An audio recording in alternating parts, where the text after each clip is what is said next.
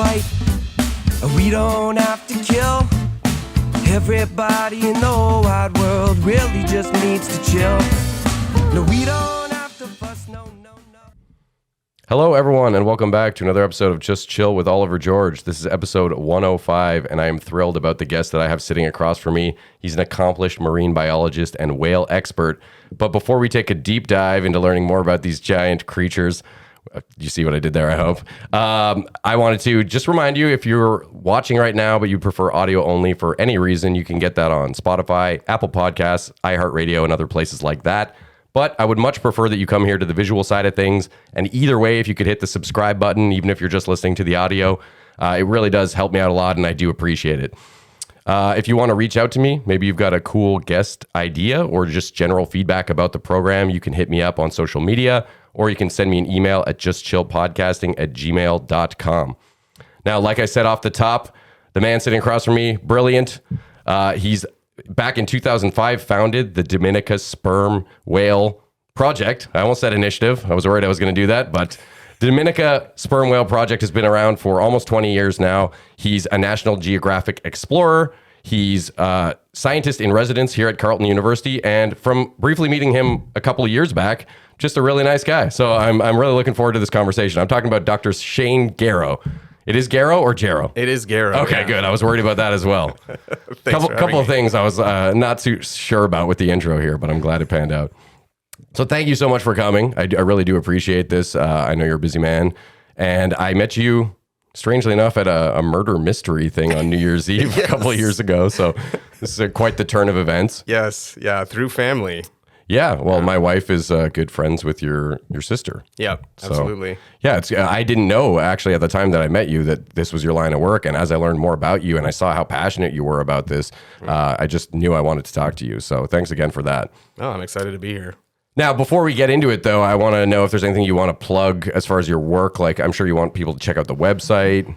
Yeah, I mean, that's a really funny question to a scientist. I feel like we're trained not to do that. You know what I mean? But yeah, I mean, what's happening right now in the country in which I work, Dominica, is that they're establishing a sperm whale reserve to protect the whales. It's something that we've been working with the stakeholders there for a decade. So anyone who's interested in going to Dominica, and you really should visit this amazing place, should learn up on how to visit the whales appropriately under the new system. And for people who don't know, this is a Caribbean island. Yeah, sorry. Dominica is a small island state in the Caribbean. It's about as far east as you can go in that sort of arc of islands, and it's beautiful. I mean, they call it the Nature Island, and it has 365 waterfalls, one for every day. My family and I just spent a month there in May, and didn't run out of amazing things to do. So It looks beautiful, everything I saw. it's incredible. I mean, it's been such a huge privilege to spend a lot of time there, both for work and to visit as a tourist. And I was not super familiar with the country, and I felt bad because I was thinking the Dominican, and then I saw on Wikipedia right at the top it says not to be confused with the Dominican. So clearly I'm not the only one that's making that mistake. No, yeah, I mean, their Ministry of Tourism had a whole vibe going on for a while, which was the slogan of this isn't the Dominican, right? and even people that I've collaborated with for a number of years still often say Dominica rather than Dominica, right? Oh. And so I think I did that in the intro, didn't I? With the Dominica Sperm Whale Project. Well, it's all good. I mean, you're not the only person making that mistake. I'll dub it in later. Okay, well, I mean, one thing actually that I did think was cool about Dominica is that they're one of only two places with purple in the flag because of their national bird. Yeah, it's a really good trivia night fact. Yeah. is the bird. And I think what's been amazing about the Cicero parrot is that bird. It's endemic. It's only found there. Is that it's also a good example of conservation in terms of the actions they've been taking. Obviously, it's like the national animal, so they have a pretty strong drive.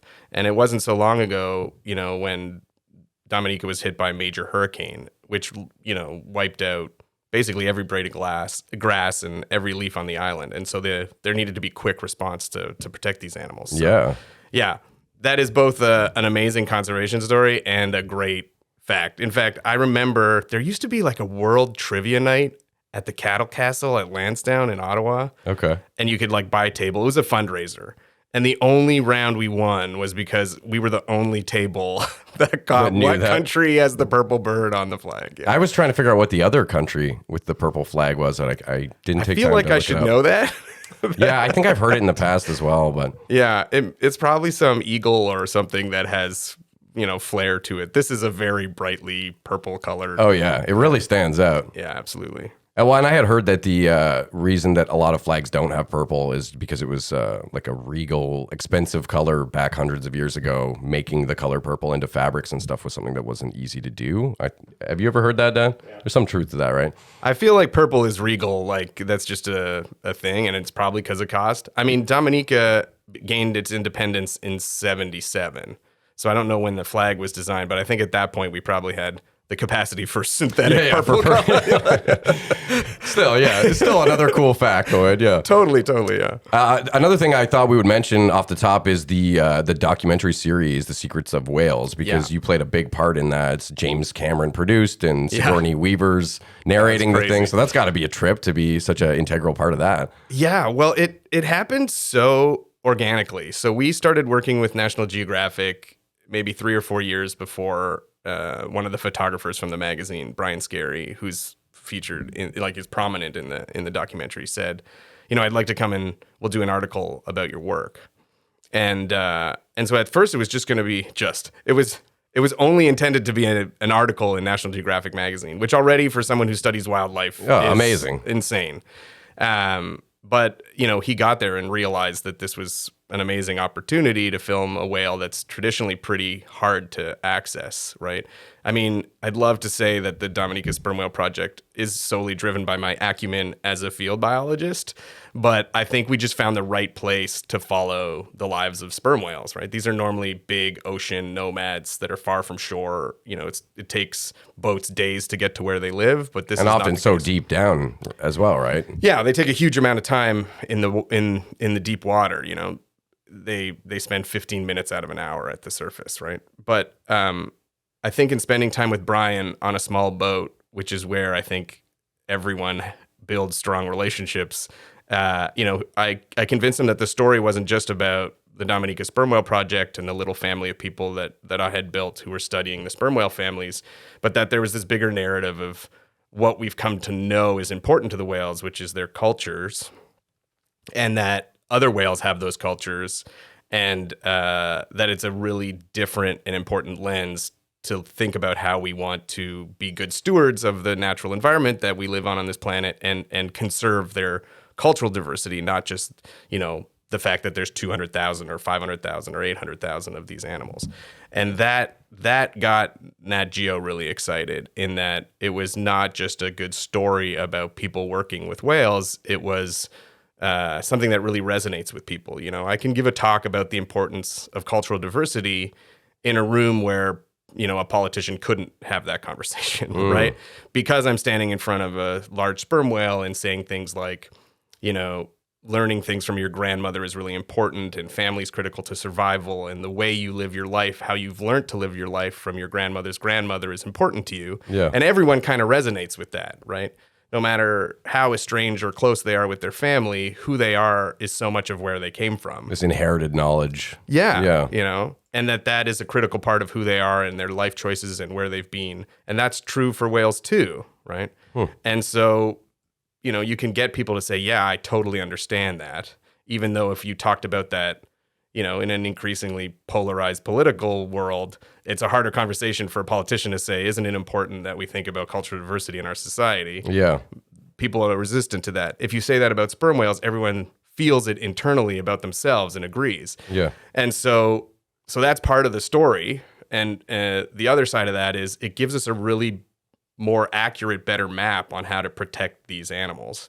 And so it went from a small article about sperm whales to an article about multiple species that took more years to write and shoot for the photographer, Brian.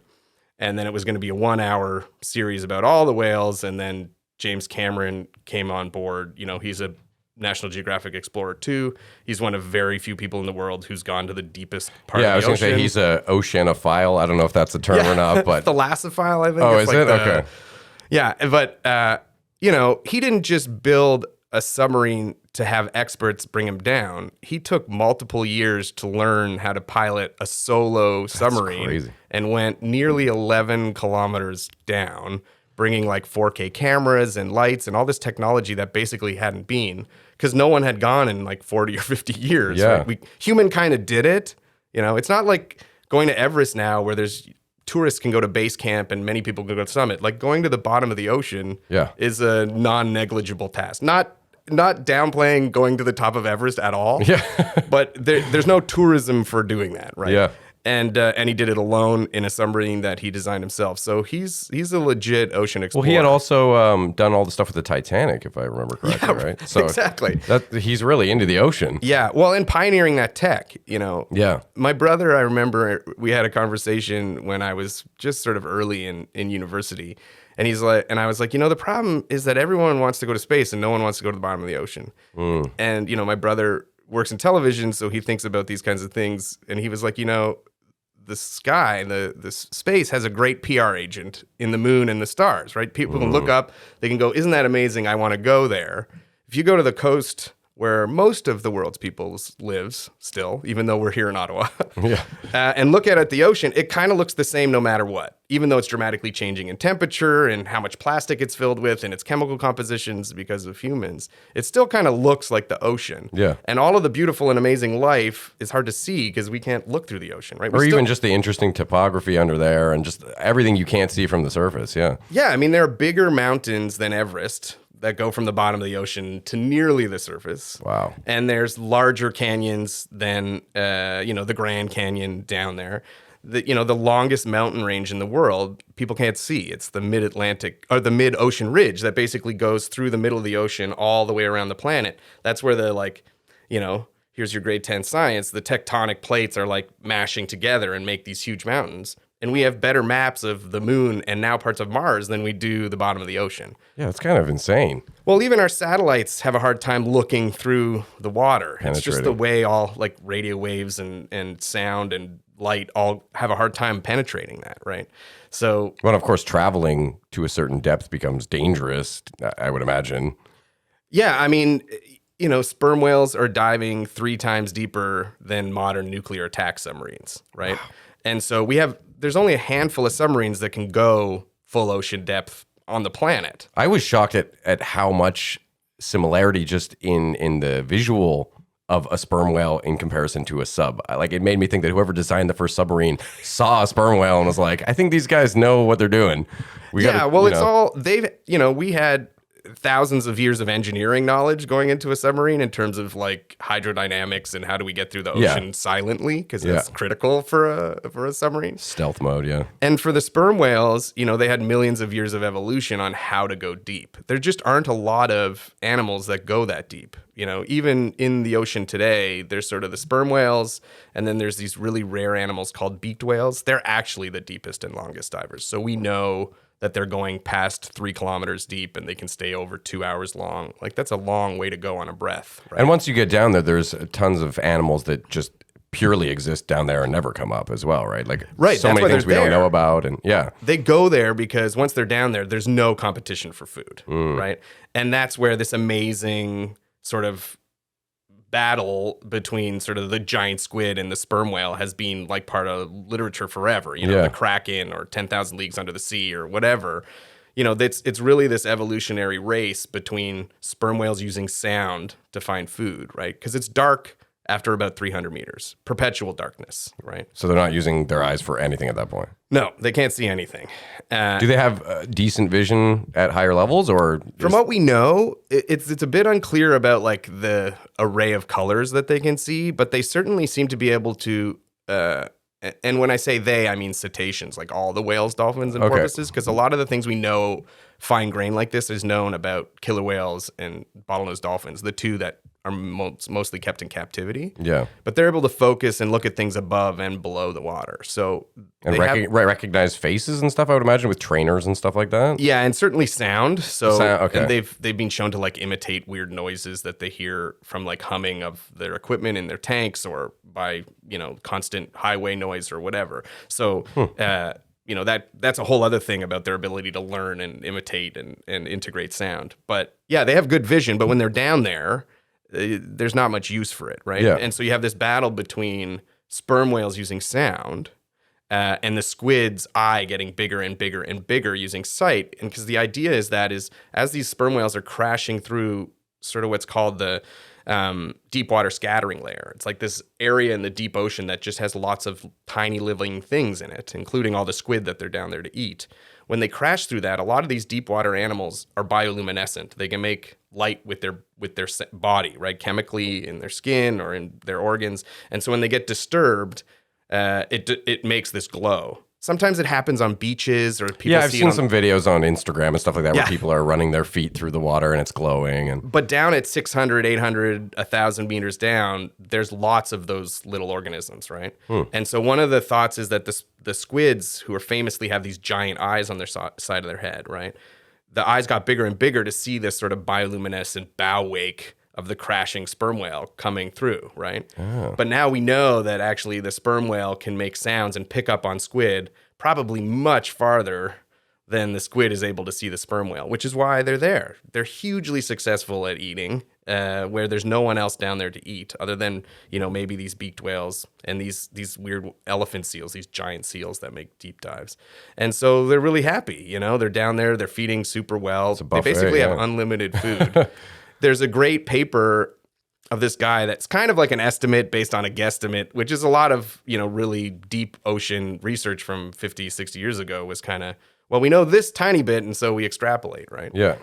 And they say that somewhere in the world, based just on what we know about sperm whale eating, so like collecting sperm whale poo and going through it and figuring out what they're eating, that they must be eating a giant squid. That's one of these ones that, can get up to colossal 50 feet, squid or that it's the same size as my body. I heard their eyes can be the size of like a beach ball. Yeah, I mean, not, I don't know if that's that big, but yeah, they get quite big. I mean, the one we saw, I would say the eyeball was like larger than a softball, but I don't think it was on the big side of its possibilities, right? So, but that the sperm whale somewhere in the world's oceans is eating one of those every 43 seconds. What? And if that's true, there's just got to be so many of them. Yeah, that's and bananas. So the question is, why don't we see them? When we send submarines down, or when we, are looking for oil, or all sorts of ways we image the deep ocean, we're just not seeing them. And so I think that speaks to the fact that the way we look into the ocean is ultimately disruptive, whether with its light or sound, that the animals are just already, even at 1,000 meters, even in the deep ocean, sort of aware of the imposition of people, right? Yeah. So it's really hard to capture that. Yeah, it's crazy. It's that a part is of the world crazy. we know very little about. And it's interesting that you were saying that anything below 300 gets really dark to the point where the whale's not even using their eyes. But from what I understand, the squid is completely getting around just by seeing with its gigantic eyeball. Well, so their eye is a lot different than our Some sort of night vision, I would imagine. Or first of all, it's adapted to the color of light that gets down there, right? So the ocean is like a filter. Right. And the light that gets all the way down deep isn't the full spectrum multicolor. I mean, I don't know if you've ever been snorkeling or scuba diving. No. But well, you should. Oh, yeah, you should go to Dominica bucket list, and for you sure. should go scuba diving. But to people who have, it's really obvious the difference between being at the surface and just the muted colors that you get just 10 meters down, like snorkeling. And certainly if you take pictures of fish and whatever while you're scuba diving, you have all of these artificial lights so that you can see so that we can see the real colors so it's not that just are there. A dark blur, yeah. But to a fish, that's what it is. And so their eyes have adapted to that spectrum of light. So the squid are down there, and that's the same with all the animals that are making light. They're making light in the colors that are most useful for them down there, right? So I wonder if a squid like that were to come closer to the surface, would the light up here be too intense for them if they're so adapted to the darkness, Yeah, well, it's. I mean, I think that the intensity is definitely real. There's just not that amount of, when you buy your light bulbs in lumens, like if we want to talk about it that way, it's just probably too many lumens for them to deal with.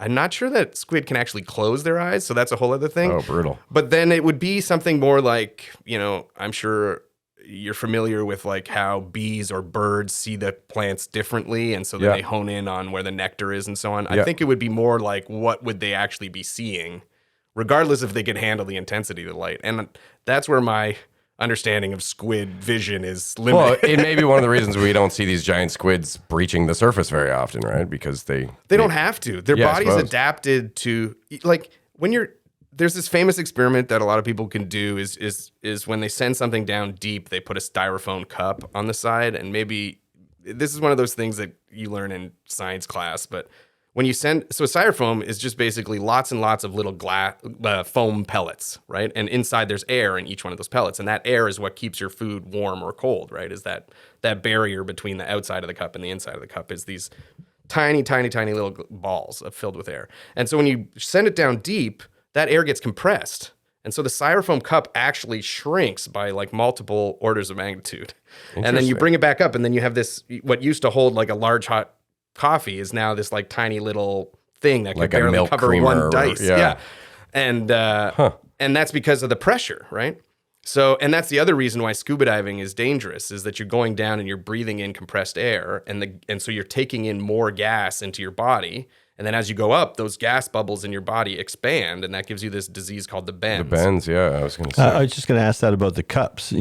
So when you come back up, why doesn't the air expand and just reinflate the cup sort of to its original size? Firstly, great question, because no one has ever asked me the follow-up to the styrofoam cup question. And that's really astute, because I'm talking about scuba diving and how the bubbles re-expand. Right, the bends, right? They call that the bends? Yeah. And basically what's happening is the cup is breaking. Like those little bubbles of air aren't designed to be compressed and then re-expand. You can do it if you're scuba diving with a balloon. You can take a balloon down and it'll get smaller, and then you can go up and it'll get bigger again. Well, that's cool. But the styrofoam cup is basically just breaking. Like it's not in the design parameter of fraction of a penny. They're not expecting anyone's going to have a hot chocolate at like 300 below the ocean level. Yeah.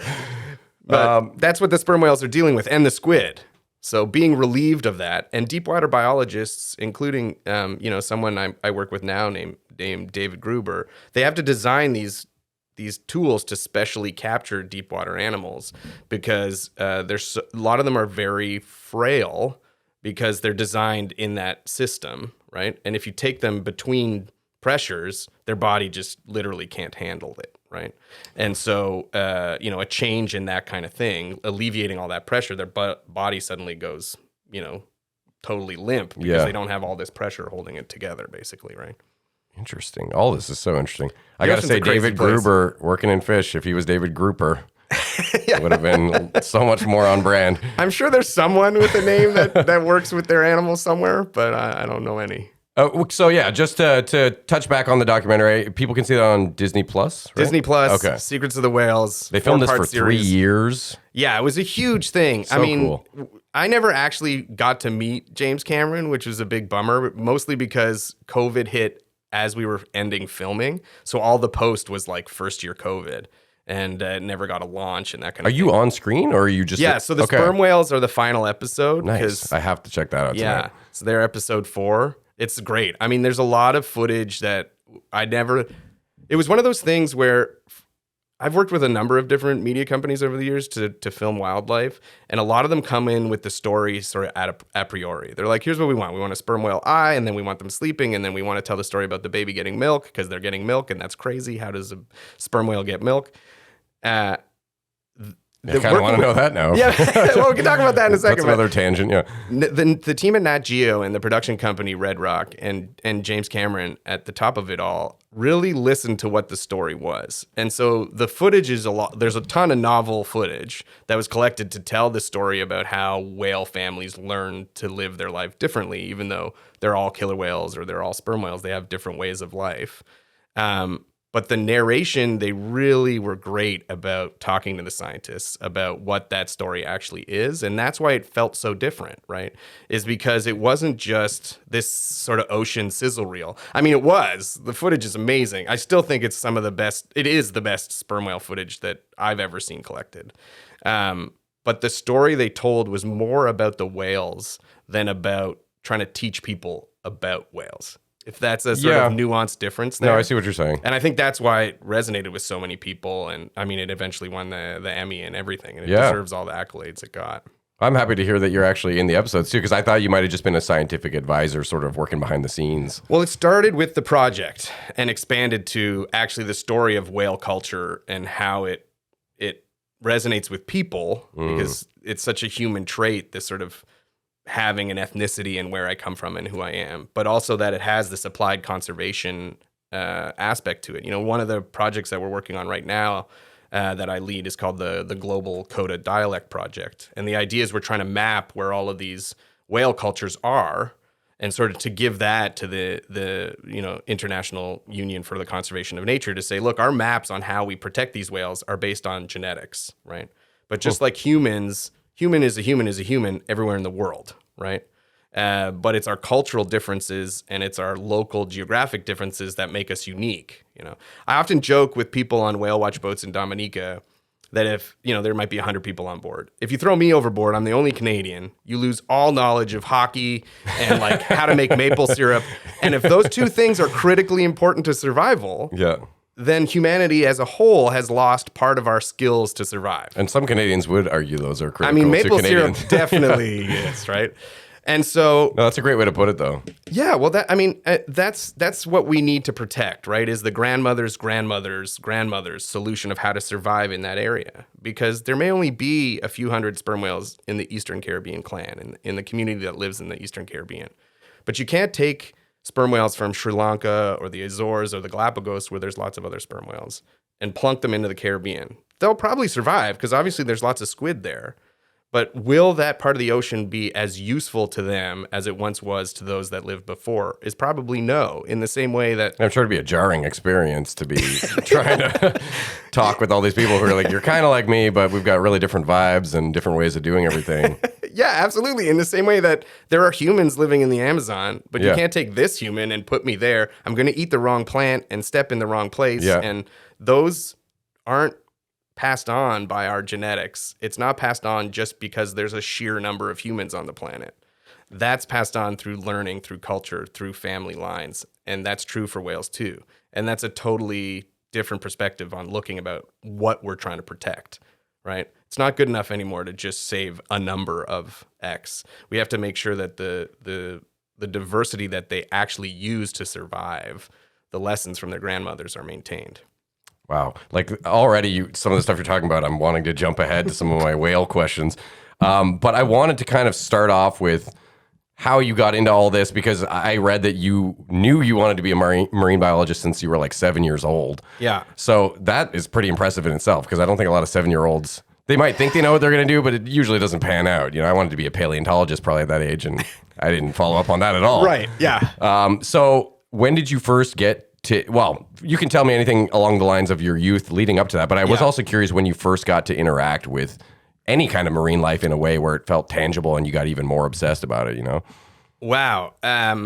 So yeah, I definitely wanted to be a marine biologist when I was young, and I often credit the CBC show Danger Bay. Do you remember that? I don't. That 5 years between me and you might just be I was going to enough. say, there's certain shows that just... It was on the West Coast, and he was like a veterinarian, and he lived on an island and took a boat to work, and like half the shows were about him saving seals and from entanglement, whatever.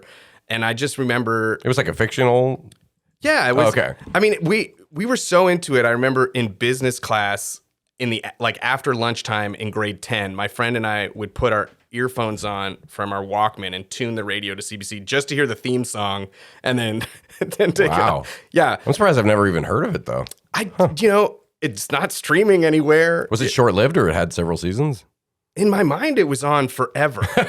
Because it was already, I think, when I was 12 or 13, it was already like, on reruns on CBC or elsewhere. I mean, it must have been on CBC only. I can't. Yeah, probably. But PBS or something, maybe. Maybe. If they adapted it for the U.S. But the idea that there were jobs that were like about protecting or saving animals, and that you could go to work in a boat, that was so awesome. Like, regardless of the whole fact that I wanted to be a marine biologist thing, that was... Because I don't think I saw the ocean until I was older. I mean, other than like on a beach on a vacation, never like underwater and snorkeling. Well, yeah, being in Ottawa, I was going to say, I had very little experience with being out on open water. And Yeah. the idea of going to work in a boat wouldn't have appealed to me for that exact reason that, I didn't grow up in that kind of environment. So it didn't. Yeah, maybe it being so foreign. I mean, we have the rivers here, and I loved like boating, like water skiing as a kid, but Oh, there I you don't go. think that's all the same. I think it was, I don't know. There was another childhood book called Paddle to the Sea about this indigenous guy who carves a canoe with a man in it and puts it in Lake Superior. And it's about this little wood canoe's voyage all the way down through the Great Lakes and through the St. Lawrence and into the ocean.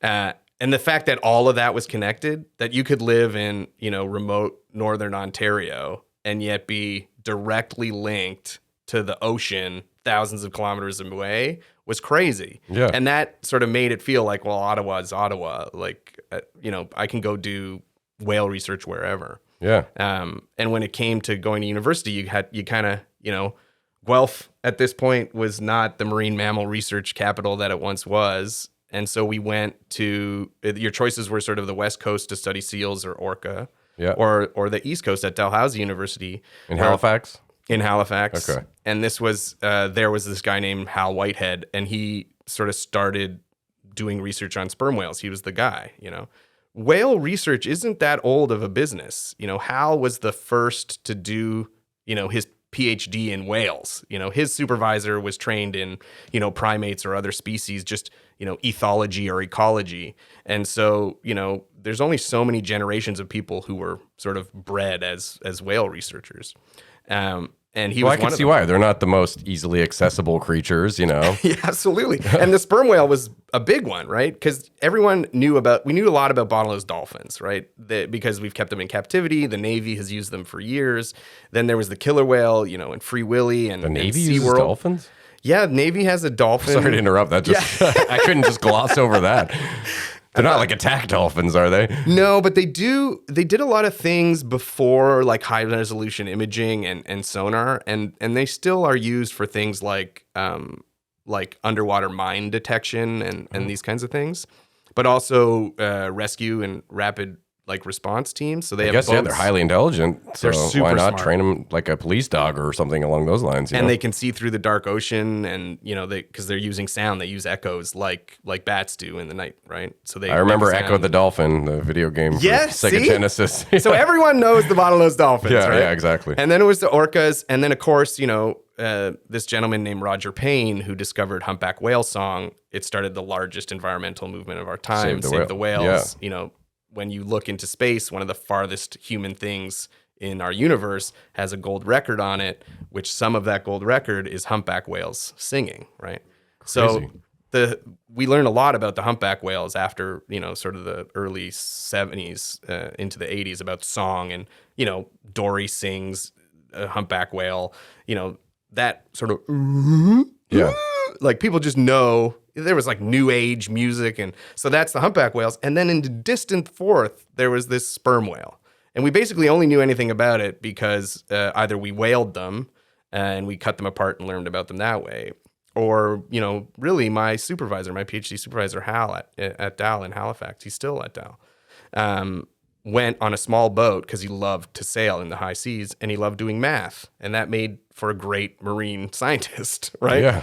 And he spent huge amounts of time basically on his own private yacht with teams of graduate students learning about the sperm whales. And that appealed to me huge. This idea of like this small family of people in the whales world. Some of the work we did, we were, more than 200 miles offshore. No other ships are there. We're just following families of whales. This kind of family above the surface following and learning from a family below the surface was so cool. That's really cool. And that's how I got into it. And the whales, I would imagine, are aware that you're following them. Yeah, I mean, I have no doubt that they can tell the boats apart just in what they're doing, but also engine sound really different. If you really wanted to, you could put a microphone and learn the sound of each boat probably readily. And I'm sure computers could do it no problem. Yeah, these days, AI right? or something. Yeah. So, but I'm not I don't have an ego large enough to say that they know who I hey, am. it's Shane. Yeah, right. There's no Shane. I was legitimately curious about that though, because I was reading a bit about cetaceans and that their brains, I think they were called spindle fibers, Right. that allow them to have memories and things that we would associate largely with human thinking. Yeah. So I was wondering, do they know Shane? Do they, or at least your voice, if we're going off sound? Well, so I mean, obviously we're not like yelling or making a lot of sound underwater. I mean, they definitely know the boats, and they know that the boat isn't the cool part. Like, we've had experiences where, we do the same thing over and over and over again, as all good scientists do, right? So the whales are lying at the surface, resting, reoxygenating their blood, and then they make a deep dive and they lift their tail out of the water, and that sort of classic whale watch moment, and we take a picture because the edge of their tail has natural marks, and that's kind of like a fingerprint. That's how we tell who's who. They seem to get more frayed with age, though. I was noticing the grandmas looked much more weathered than the moms, and subsequently the they have new more calf. time to acquire the marks or get attacked by orcas or whatever it is that causes those marks. Increasingly, ropes and plastic getting in the way and stuff like that. But and then we go to the fluke print, which is the sort of circle of calm water of where the whale just was, and we record and we collect, skin and poo and be scientists, and we do that over and over and over again. And this one whale named Can Opener realized that's what we were doing, and she started to fake dives. So she would wait just below the surface until the boat would come to the fluke print, and then she'd blow out all her air and come to the boat. But importantly, she didn't just like echolocate on the hull of the boat. She would roll her eye out of the water and look at the people. Oh. And so to me, that shows that she can see something new in her environment, predict what's going to happen next. That kind of future planning, science hasn't really shown in animals. Yeah, it's very clever. And then realize that the boat isn't the cool part, right? That the things making noise and moving around are above the water. And so I can't look at it with my sound. I have to look at it with my eyes. The whale would probably be aware of the fact that the boat is not a living thing. Or would it think it's another large behemoth creature like itself? Well, I mean, we definitely have some times where the babies like come and hide in the boat's shadow. And I think that they're just using it as a big thing. I don't think they're thinking it's a sperm whale and they're cuddling against it or anything. Yeah, because they would hear a heartbeat or something. I would imagine they would look for triggers like that. Yeah, well, and they can see with sound, right? So when they're farther away, when they echolocate, when they make a click and it hits something and it bounced back, we know that they can get a lot of information out of that. Like, we think they can tell if an animal's pregnant or not. This is in the same way that we use ultrasound to look through tissue. What are they getting from their clicks is a really outstanding question. And there's this crazy idea of something called perception entanglement, which is you can make a click over there and I can hear the echo. And so how much of that is my ability to sort of see through your eyes? Imagine we're all sitting in this room and we could look through each other's eyes and get sort of like a TV edit, but in our own brain of people from different perspectives. Yeah. We don't know that they can do that, but certainly the physics of sound is there for them to do that. I would think that there'd be quite a difference in echolocating off of a hard substrate like a hull versus tissue, which would be more complex. Permeable, maybe. Yeah. So you're going to get some of the sound coming off the surface, but with tissue, you get some sound a little later coming back off of deeper, like a bone, for instance. It hits the bone, so... Yeah, that's called target strength. That's the nerdy science term for that, and you're totally right. And we know that dolphins in captivity can tell apart things with various target strength at various distances.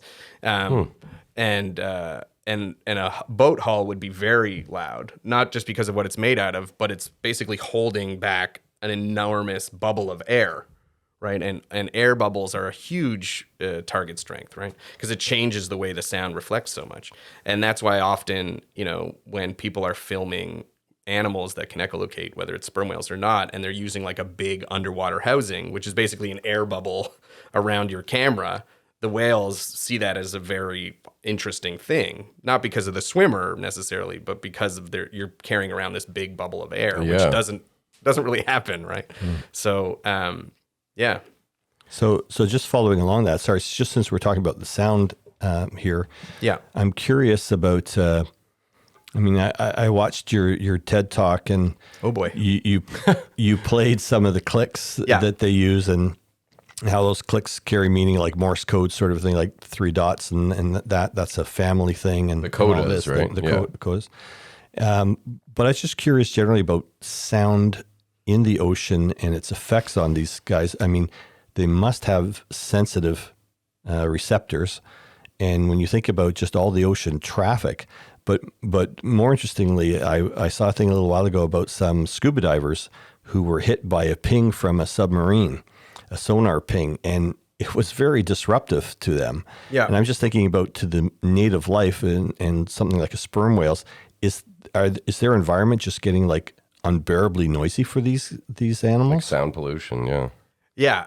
So that's a great question. Lots to unpack there. Maybe we'll earmark what is a Coda in a minute in terms of like how they talk I have to each questions other. about Codas too, yeah. So, but yeah, in terms of like how is the ocean changing, I think ocean noise is a great example of how we look at the ocean and it looks fine, but it is so intensely insonified now, you know? Like most of the global economy uses a ship to get from one place to another. Like, and people realize that when a boat broke the transit between the Red Sea and the Mediterranean, and it was all hell broke clogged loose. everything up. Yeah. And now, unfortunately, with the human conflicts forcing a lot of the ships down and around Africa rather than taking the shortcut through the Mediterranean. Yeah. So, there's just a lot of ship noise going around. You can record it at the bottom of the ocean, whether you're 4 kilometers or 10 kilometers down, like James Cameron was. You can hear humanity pretty much everywhere. And no one wants to live at a rock concert. Just think about how annoying it is to like be like, I love this song to the person sitting immediately next to you. And it doesn't have to be like a Megadeth concert. Like any concert is loud. What we call active acoustic space, this space that I can have a conversation with my family or my conspecifics is getting smaller and smaller. And the impact of that is something we don't really understand. And part of that is that we don't really understand what distances whales operate over, right? I mean, the oceans are enormous, right? I mean, if you fly Los Angeles to, Japan, or, what the world seems to be worried about is whether or not you can get from Japan to Las Vegas before the Super Bowl if you happen to be Taylor Swift. The problem is like that takes 12 or 13 hours to fly across this enormous body of water. And, these blue whales, which is the largest animal to ever live ever, bigger than all of the dinosaurs, they're swimming around in the oceans making these really deep noises that if you have the right equipment, you can record across thousands of kilometers, right? So if there's a sperm whale off California, a blue whale, and there's a blue whale somewhere off, the Galapagos or maybe even Australia, and they can hear each other, are they together? And then if they can't hear each other because of human noise anymore, what is that doing to their society?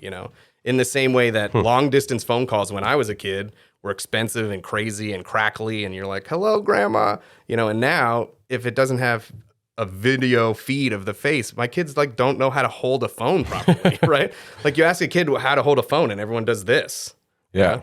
Let alone dialing like a rotary or something, which we had one when I was a kid.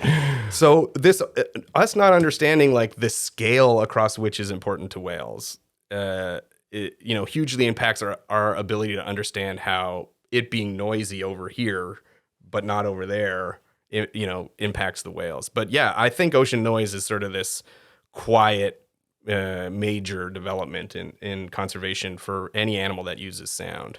I was curious about that because I wanted to know if I had seen all these cool facts. One of which was that the sperm whale is apparently the loudest animal, and that its coda clicks can like rupture a human eardrum. I read that. Yeah. Well, so they're not the loudest animal, and that's always a confusing one because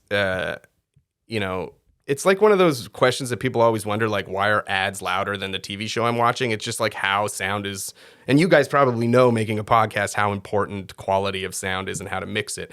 Yeah, we try our best. Yeah. But sperm whales aren't the loudest. They're amongst the most powerful sounds. But loud is measured by the person perceiving the sound, not the person producing the sound. Right? Oh, I figured there could be equipment measuring that.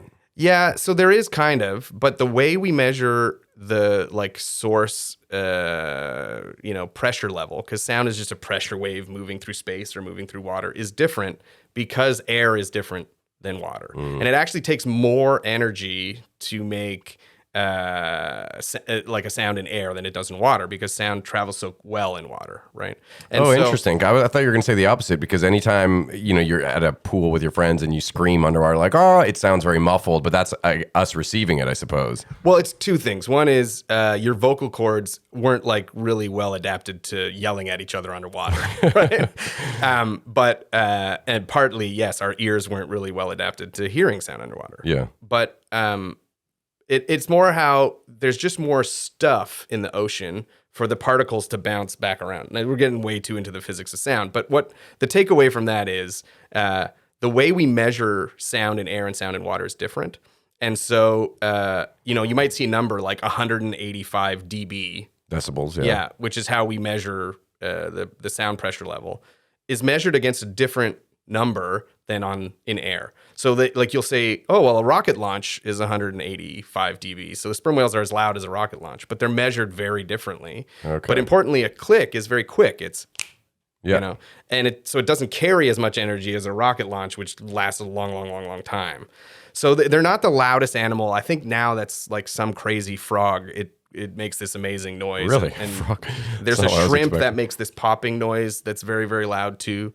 So they're not the loudest, but they're amongst the most powerful sounds on the planet. And yeah, if you have a pocket of air in your body, that level of sound can make it pop, basically, right? And so for a long time, they thought that sperm whales were stunning their prey by debilitating them with their sound. Oh, incapacitating them. And it seems clear that they're not doing that, in part because most of the squid don't have what's called a swim bladder, like this pocket of air that a lot of fish do. Now, orca or bottlenose dolphin, maybe they're taking advantage of that, but it's not like this massive acoustic weapon. And certainly they would hurt each other too. And they echolocate on each other and make codas towards each other all the time. So even if they can make that super powerful noise, they can dial it down. And that's why I take a huge grain of salt around all of these, like, my arm was debilitated when I was in the water with whales, or, sure, it definitely feels like sitting on a bass speaker, while the bass drum is just hitting at some concert. You can feel the sound on your body. And that is, non-negligibly scary if you don't know to expect that, right? Yeah. But I think they have way too much control over that ability. And so, they're not out to injure people in the water, intentionally or unintentionally. Well, I was also curious about when I'm learning that these noises they make, whether it's the clicks of the codas or the whale songs, can travel thousands of kilometers and hopefully be heard by another whale. I would assume that's the point. How, if I'm getting a whale song from 2,000 kilometers away or whatever the distance might be, how am I going to differentiate that from the other whale that's, if I would presumably be getting all these sounds if they can travel that far. So how am I going to know as a whale which one's coming from where, I guess that's a really good question. It's very species specific. Okay. So like the blue whales make these really low sounds, and they go to a part of the ocean that, it's called the SOFAR channel. And those low sounds basically reflect, and they travel huge distances, and then other blue whales can hear them, right? And I think those signals are less to do about conversational, because it still takes time to travel that distance. So it's not like you're going to, the baud rate of that communication is going to be pretty low, right? Like, hey, Jerry, how's your kids? It may be more just that you are aware that Jerry is vaguely in that direction, and that's enough for you, right?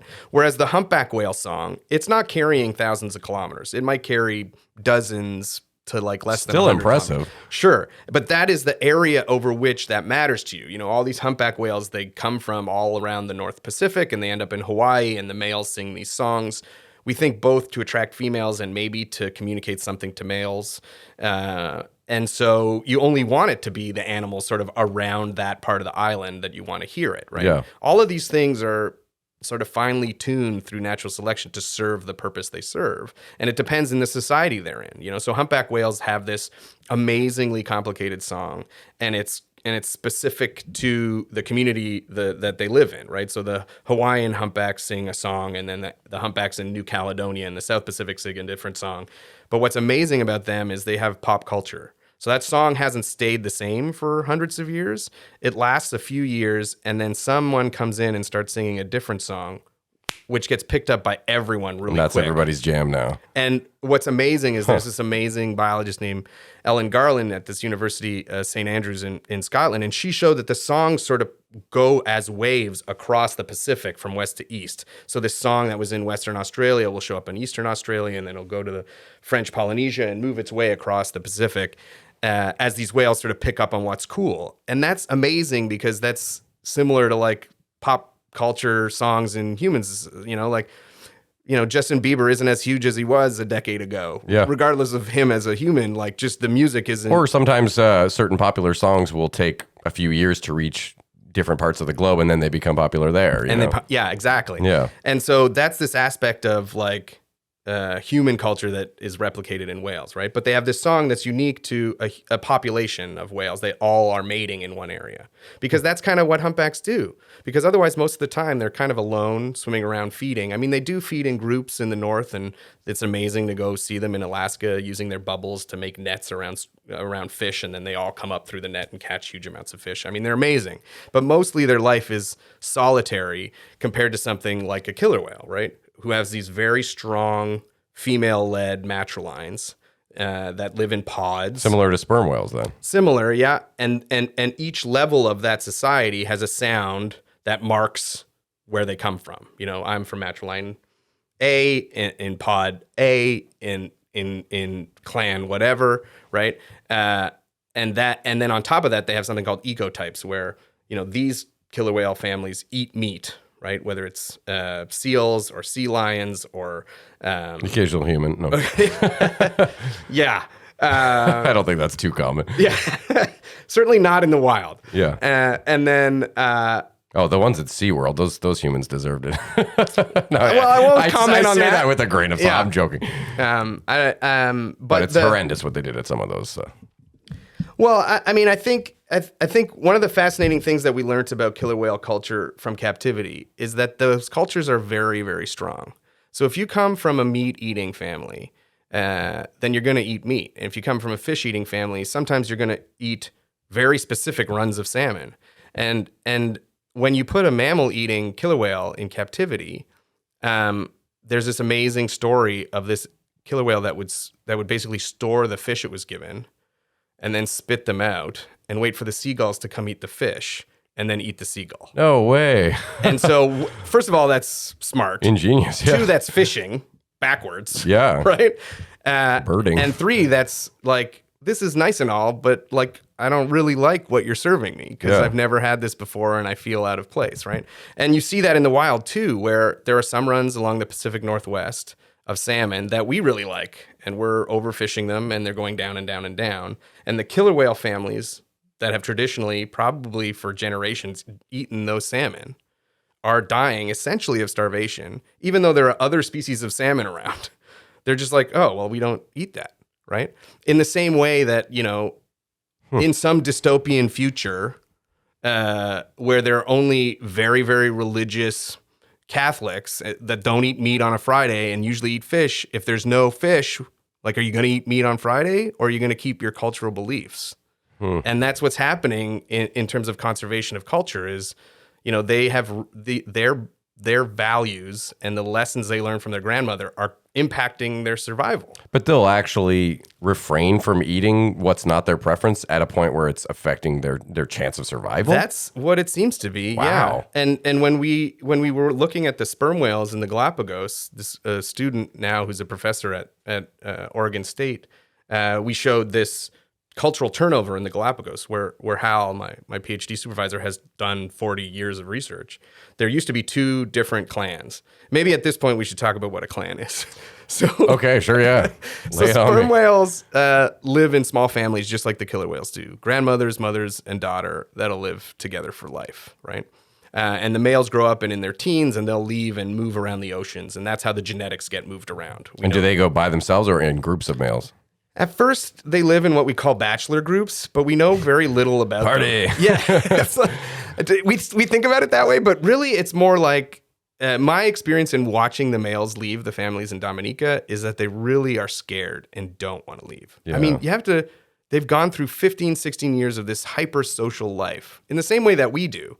And then your dad just drops you off at university Like that's terrifying for the new student. And it's probably, as I will find out in about 7 years, like horrendously gut wrenching for the family, right? Yeah. To drop your kid off and be like, okay, go be a sperm whale. Bye.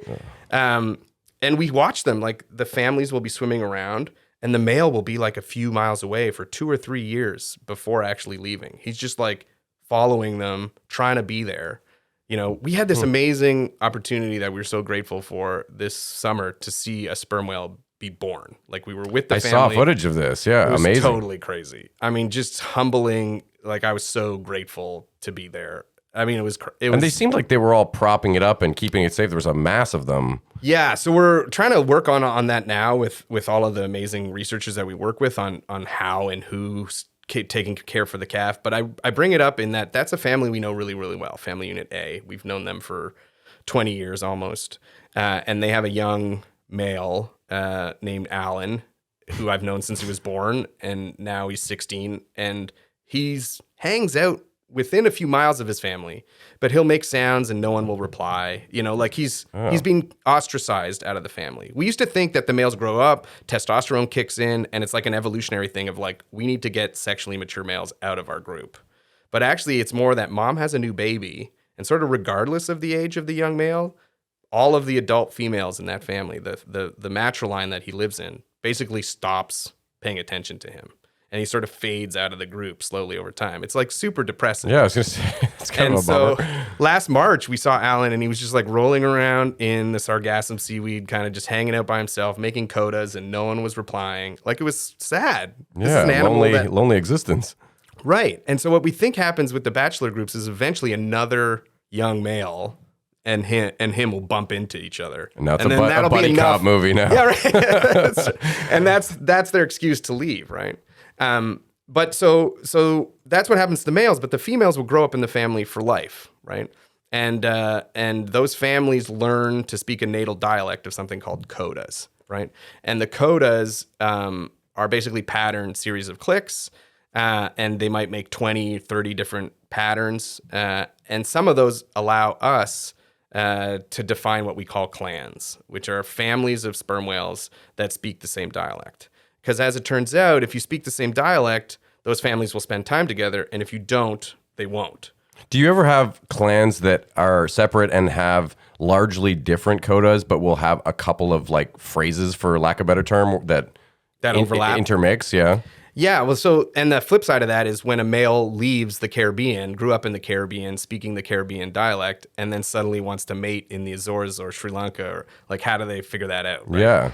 So the important thing to realize is that these clans, it's not geography, right? It's not like it's you speak English over here and you speak French over there and never the two shall meet. These are overlapping in the same water. They just don't socialize if you speak the same dialect. So they're hearing other codas, presumably often. It's very rare for us to see two families swim at each other, have a conversation, and decide not to spend time with each other. That decision gets made over a scale that's harder for us to research, which is why some of the work we're doing now that gives us a larger reach is helping us in that. But but that's what the global Coda dialect analysis was for. We brought in, dozens and dozens of researchers from all over the world, and we collected all of their recordings, and we were just sort of saying, where do you hear all of these codas? Where can we draw on a map where the clans are, the boundaries of those dialects, both for conservation as a new map for how to protect them,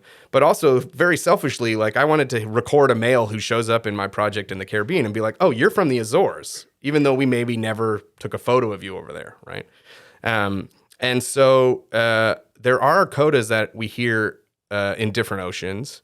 And whether it's like the and the ands and the ats, like I The very don't know. common, yeah. But the only way we've gone from like the sounds to a potential function is in social identity.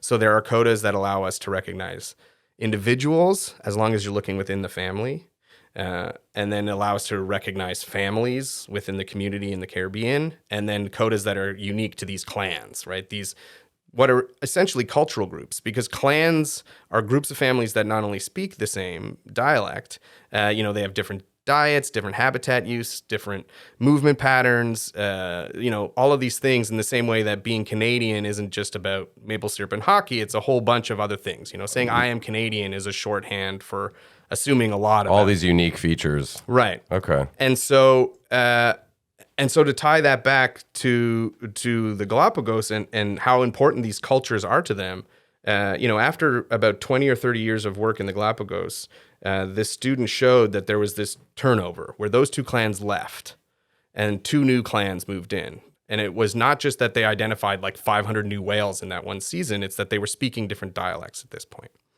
And one of the questions is, well, why did that happen? And our thought is that, with El Nino and climate change and the warming oceans, the way in which they learned to live in the Galapagos isn't appropriate anymore. That's one of the places that's most hardly hit. They need to find a new environment that's suited to. So rather than change the way in which they live, they moved and looked for a place that fits the way they learned. I'm starting to learn that whales are very stubborn creatures. It sounds like, with the only eating specific salmon and. Well, culture's really powerful, right? Yeah. I mean, it defines a lot of these little things that we don't think are important until you move and live as an expat somewhere or go on vacation and you're in a place that's very different from the way you learn to live. You realize that all of these things become harder. Finding food, what do I want to eat? What do I, there's one of the most amazing things that I bring up about culture is when you go to like some international meeting, whether it's like a Comic-Con or a scientific organization or just watch TV and look at politicians, like, do you bow or do you hug or do you handshake? And that first moment, that's where there's this sort of rub of culture, right? Yeah. And the handshake has largely won over until COVID, really. Yeah. And then it was the fist bump. Yeah, right. Yeah. So,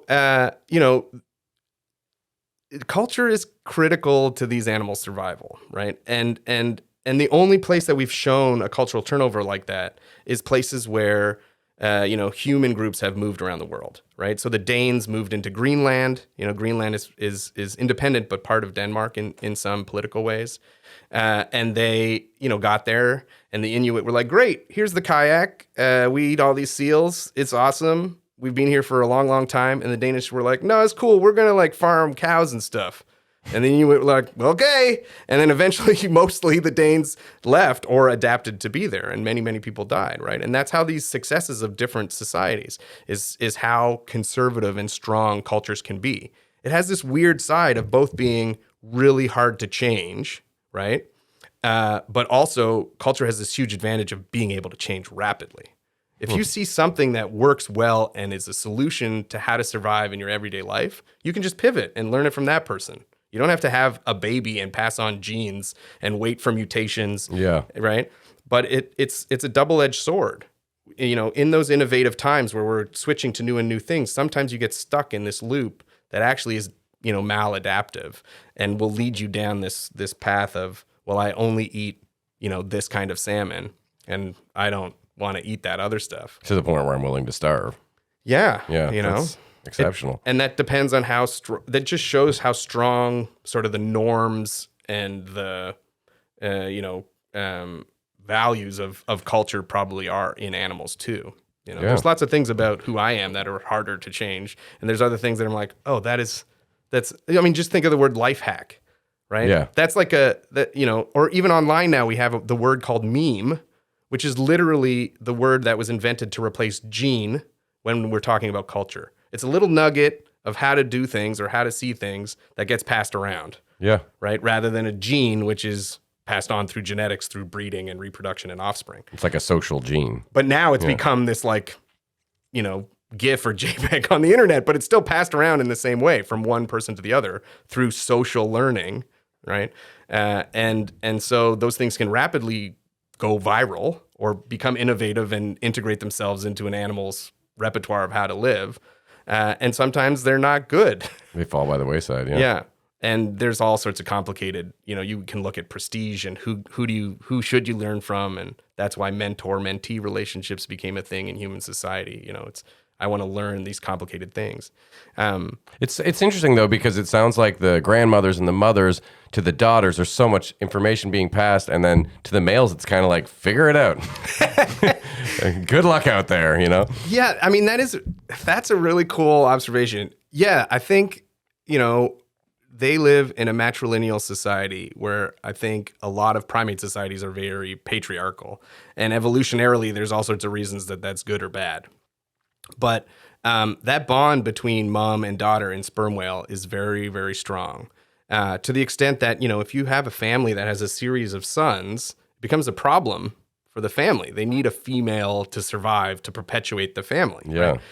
So, yeah, I mean, the males have seen life happen. We know now through the project in Dominica that they grow up, they learn their natal dialect, they behave as if they were an adult female in the group until they get kicked out. They're part of babysitting, they're part of calf rearing, calf defense. And then, they've probably seen multiple mating opportunities within their family. So they've seen other big males. We know that the young males often hang around the big males when they're there. So they're learning again by observing and seeing like, wow, this guy's really popular. What's he do? Like, Yeah. What's his... What kind of hair gel What's is he his using? riz? Yeah. Like, how do I learn this? And so, and to be honest, we really have no idea what makes a sexy sperm whale after all of this time. It's not just size alone, anyhow. So they figure it out, but you're right. Then they go on this ocean odyssey that's mostly alone. And there's often a decade or more, just based on size of how small they are when they leave, compared to the big ones that are mating, where they're just out there being Figuring it bachelors, out. figuring Yeah. it out. They're going to the cold waters near the pole. You can find sperm whales from pole to pole, right? Yeah, I had read that they were in every ocean and pretty They're much all everywhere. around the globe. That's fascinating. Like, there's no, danger to them in different climates. If they get up in the Arctic, they can just adapt? Or I guess they live there permanently if their clan is located there, I would imagine. Well, so the female units, the families, live mostly below, 40 degrees north or 40 degrees south. So they stay mostly in the warmer or tropical waters. So there's not a lot of, well, I guess we don't think about it as having clan representation up in the Arctic or Antarctic, but of course the males were born in individual clans. We just know so little about how they interact when they're up there. And they're there feeding mostly, right? That's about bulking up for the eventual return to the mating area of the world, right? And they do all sorts of amazing things. They've learned to like pick fish off the hooks of long lines. Oh my God. You need to go check this YouTube video out about these fishermen were getting really frustrated that the sperm whales would show up when they're pulling these long lines. So long lining is like, imagine 70 kilometers with a hook every few centimeters. Like, I don't know how far apart the hooks are, but there's lots and lots and lots of hooks, and they're very long, and they sort of sink down and they cover a long patch of the ocean. And then the ships come and they roll them back up again, and they can catch, hundreds or thousands of fish on them. But they sit there, they soak for a while, and that's what catches the fish. And the sperm whales have basically, we think they've cued into the sound of the machine that turns on that goes, to collect them. And they Dinner show time. up. Suddenly there's sperm whales all around these huge ships. And there's a huge study in Alaska about, because of course the fishermen view this as stealing from their fishing ground when really it's both ways. Someone's taking food from each other. The whales are like, screw you, those are our fish. Right. And, but someone put a video camera on one of these long lines, sort of just up from one of the hooks, and the hook gets baited, and then the fish takes the bait and is on the hook.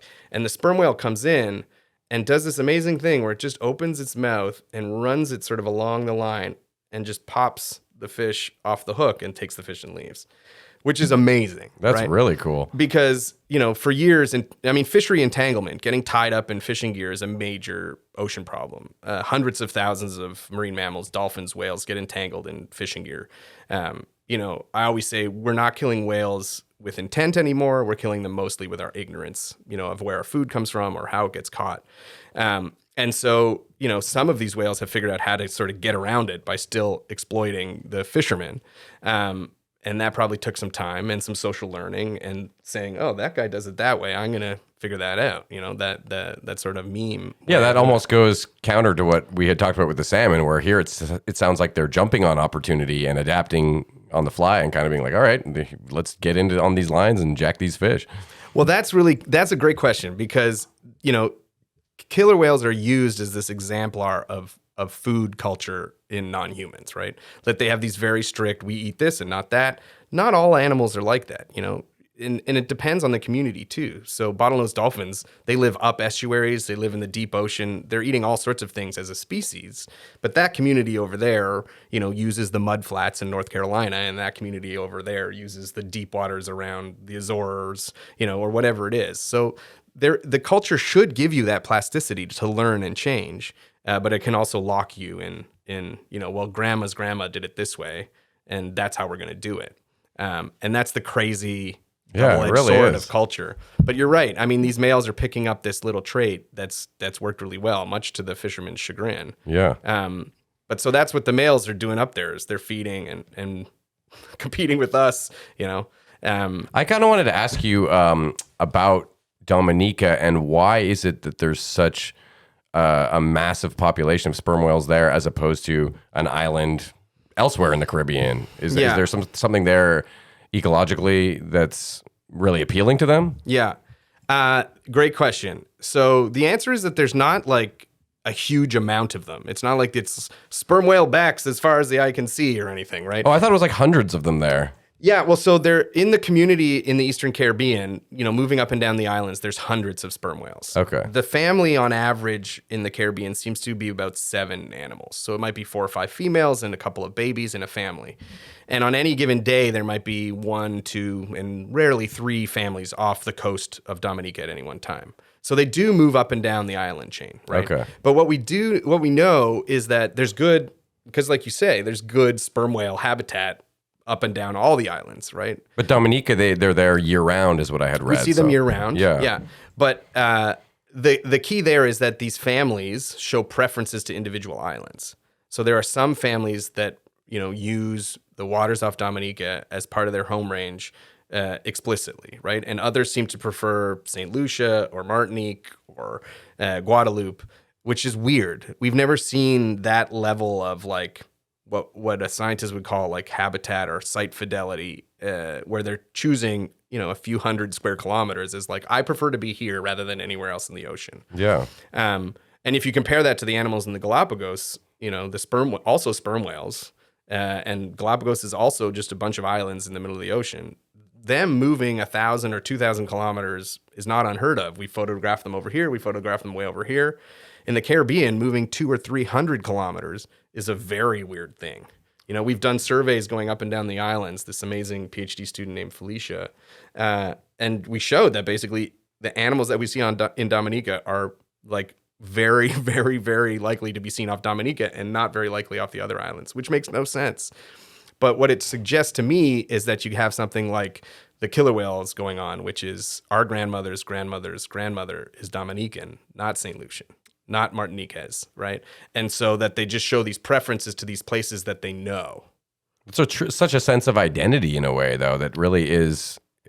I get why you're so fascinated by these creatures and why you see so many parallels with humanity. Totally. I mean, one of the most powerful conversations we've had in Dominica with the government towards working on this, you know, this new sperm whale reserve that Dominica is implementing this year is this idea that, you know, they identify as belonging here in the same way that someone is proud to be Dominican. And the tourism industry just a few years ago in Dominica had this slogan is, I am Dominica, are you? And that's literally what, you know, Fingers and Pinchy or any of the female sperm whales that I work with. Great names. Yeah, thank you. Can opener. We'll talk too. about those in a second. Yeah. You know, that's what that 1+1+3 coda, that uniquely Caribbean coda is essentially asking, right? I am from Dominica. Are you? And that is so meaningful to people, especially awesome too. In a multinational region like the Caribbean. You know, people are proud to be from where they're from and to have learned from their grandmother's grandmother. I mean, that's true in like sort of more multicultural societies like Ottawa and Canada are. despite everyone being Canadian, the richness and the diversity that you can find in Canada is enormous, right? Oh yeah, you could have beef with people from Nepean, and hey, we don't like you guys from Orleans or whatever. You know what I mean? You can find Totally. at different levels of society, different tiers of society. You'll still see that echoed. Yeah, and that's partly because human cultures can be so porous, right? I can be of a certain religion and be from a certain country and be from a certain region of that country and identify as all of those things, right? But what's important is that it does seem like these animals, these whales, are identifying themselves as belonging from a group of animals from a place on Earth. And that is amazing. I mean, it is. It's so easy to understand for people, like, because those are things that are equally important for us. So relatable, yeah. So, in the same way that everyone wants to feel like they belong, whether it's nationally or ethnically or regionally, whatever it is, whales want that too. And so to then turn to governments or nonprofits or conservation organizations and say, therefore, this is what we need to protect, it's like an obvious, like, oh, of course.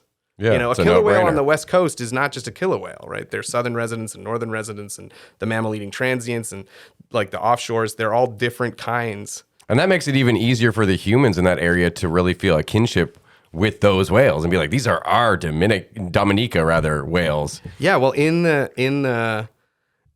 their speech, in the Prime Minister's speech about the reserve, he sort of tongue-in-cheek said, these are citizens of our waters. And that's... Pinchy's my homeboy. Yeah, homegirl, but yeah. Homegirl, my bad. Yeah, I should have known that. Yeah, well, the names are funny.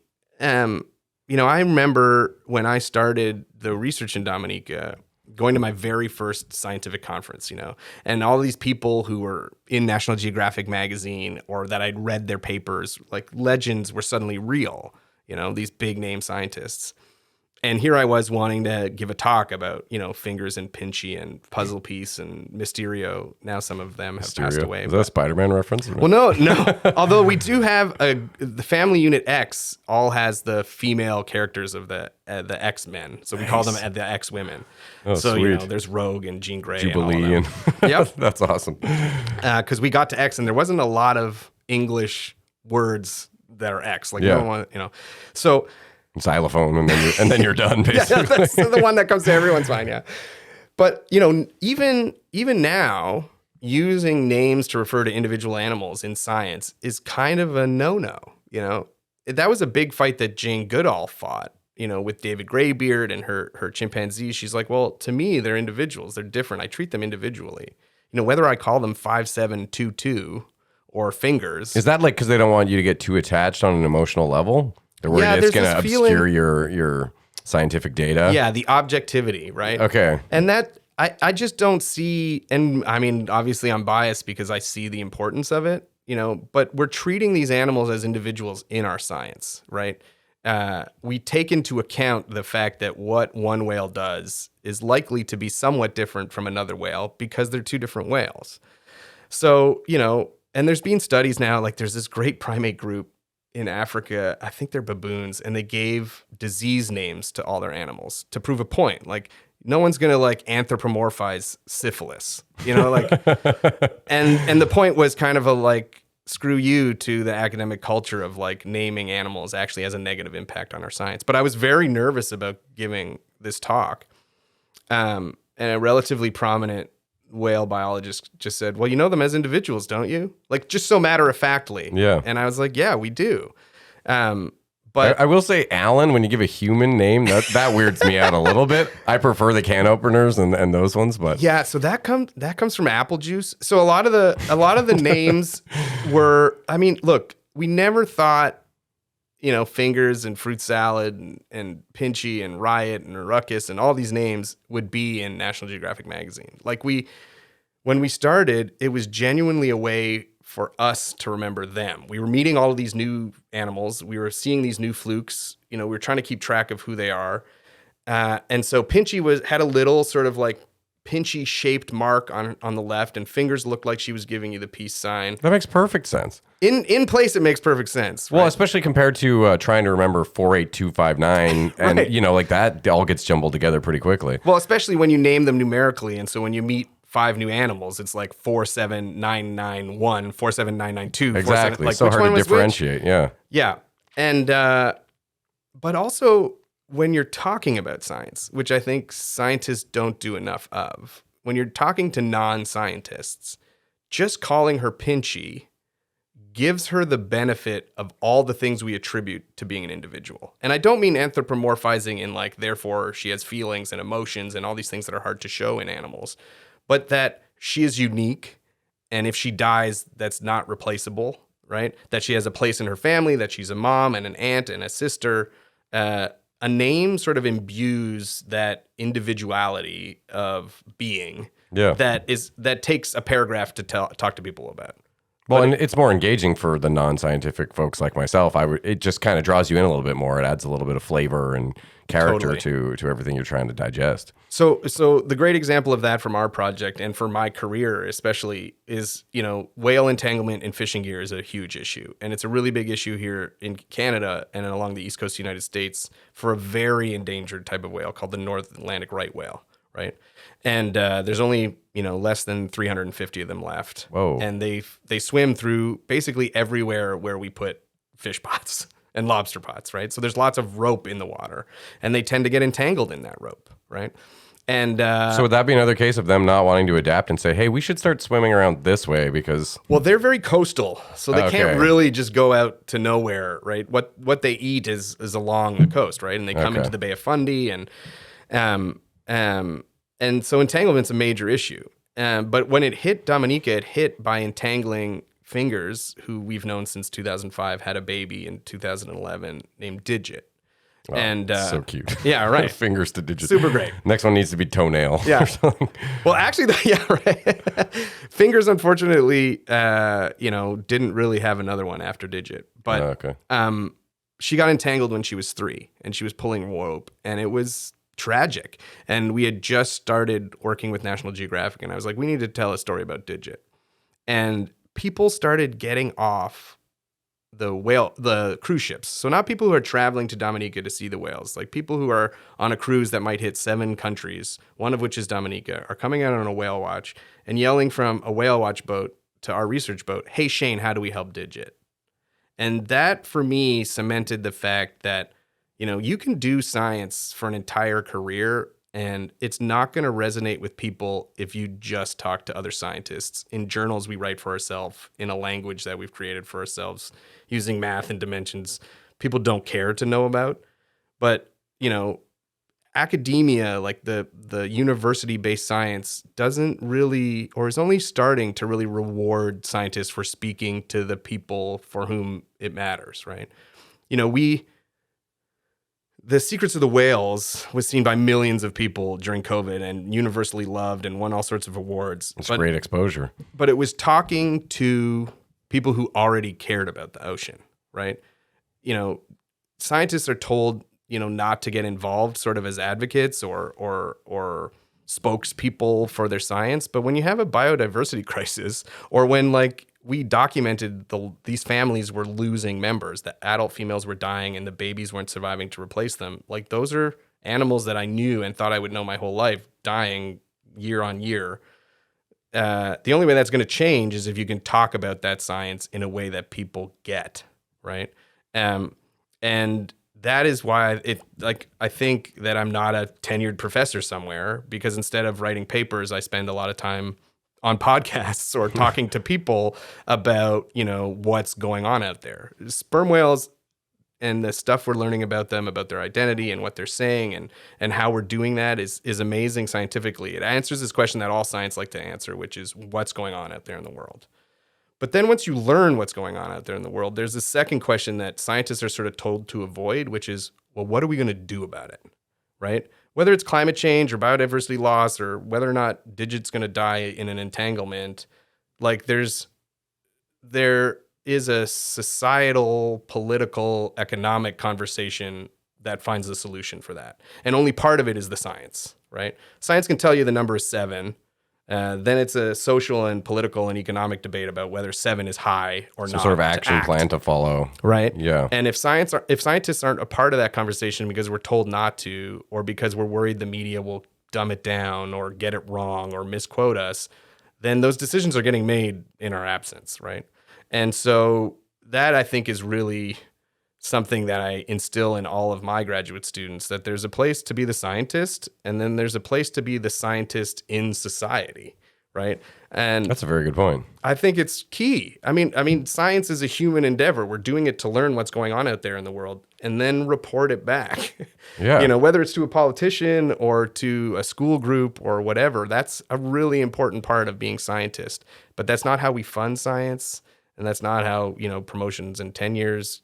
I mean, it's happening slowly. Carleton has a great science communication program. I super enjoy being a part of that in a very small way. But that didn't exist when I was a student, you know. I blame that on me doing lots of drama in high school, that I just like communicating and No, I think that's fantastic. And I think you're making a lot of really good points in that, you know, you want it to be graspable by people who aren't scientists. And we're all part of this society. We all want to hopefully help with these issues, but getting it to a point where we can do stuff about it, you got to not dumb it down, but like make it accessible for. Well, you just got to be realistic. Like, scientists are doing science up here, and like this, and the public or government or whoever is here. And I'm not saying that that's like they're ignorant or anything. It's just that, you know, there's people doing amazing science on sea lion whiskers and what we can learn about climate from like their, you know, and there are people who are like, sea lions have whiskers? Yeah. And like, you want those two people to meet. Yeah. Right. But that second person isn't going to care about the compound specific amino acids you're finding in the wherever. They're going to care about what can I do to help protect this animal that's now super cute to me because I think it has whiskers. And it might have a cool name. Yeah. Well, and that divide's really, like, we need to be aware of it. Yeah. Like, sure, we do science and it's very innovative and advanced, and we do really cool research. But really, people just care about how they can help Digit. And that's great. I wanted to ask about like entanglement. There is no way you can sort of get in the water with the animal and try to cut it free, or Actually, being in the water with an entangled whale is really dangerous. Most Okay. professional... Just their size and Well, their size, and then you get caught in the rope, and then you're going down too, right? So most professional disentanglement is done from a small boat with like really highly trained people, and they have really long... apparatuses.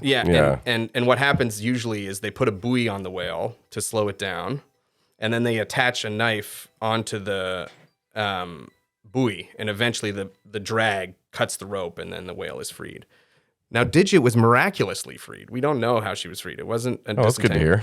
So 3 years later, she pulled the rope for 3 years. She got really emaciated and stopped diving and had to start nursing again from her mom. But she survived, and she's out there, which makes it this amazing story of that didn't need to happen. Like, if we just had some more awareness and control over, you know, how the fishing happens, or choices like at the grocery store, being able to choose where the fish or what method it was used to catch, then people can act, right? Yeah.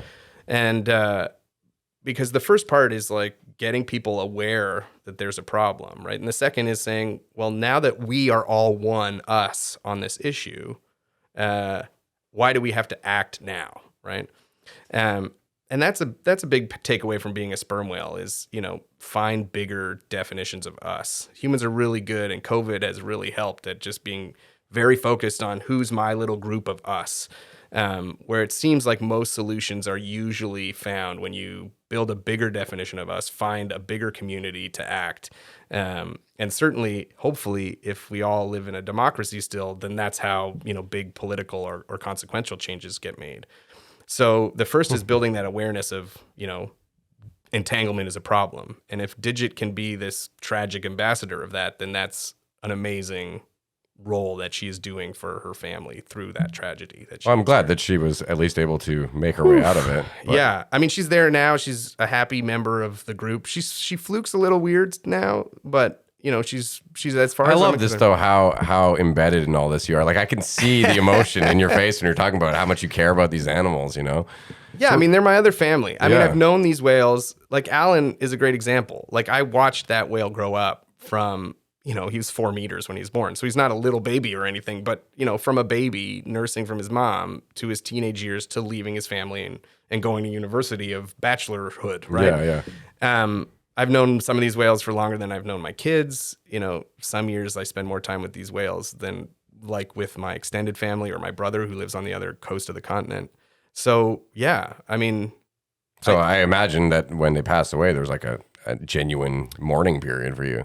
yeah, well, that's what really triggered some of the science that we did, because we were watching animals disappear. It wasn't just a population model of, X% decrease per year. And I'm not discounting that science. It's critically important to get, action from governments in conservation. But we could count the animals that were dying and not showing up. And we basically stopped naming babies in their first year because we knew that they probably weren't going to make it. Yeah. And so, the model we did was a literal survival mortality model, where it was, here's the top 16 families in the Eastern Caribbean that we have spent the most time with, and here's how they're declining. And by 2030, each one of those families will be down to one. Ugh.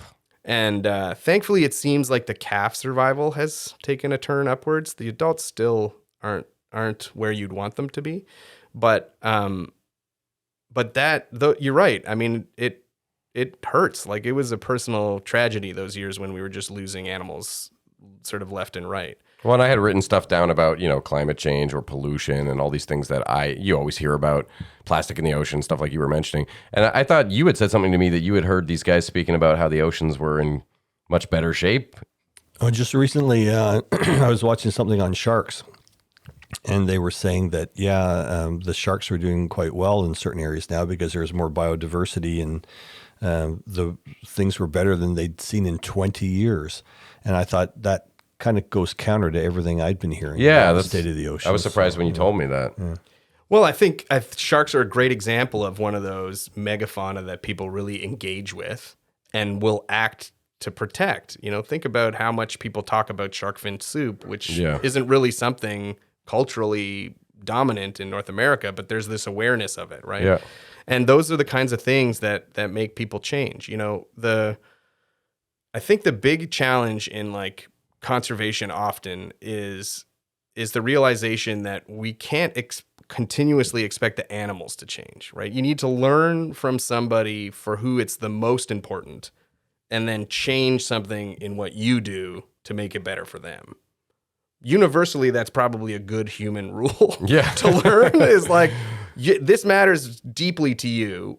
What is the problem, and how can I change what I do day to day to make that problem less, right? So it's an awareness of the fact that whatever I do impacts others in the world, and that I have immediate agency to change what I do. And that's where things like these similarities of like your grandmother mattering to you and your grandmother mattering to a sperm whale, or an awareness of the immediate plight of sharks. And movies can do a lot of that. I mean, Shark Water had an immediate impact. Blackfish had a really strong impact on how SeaWorld went about its daily life.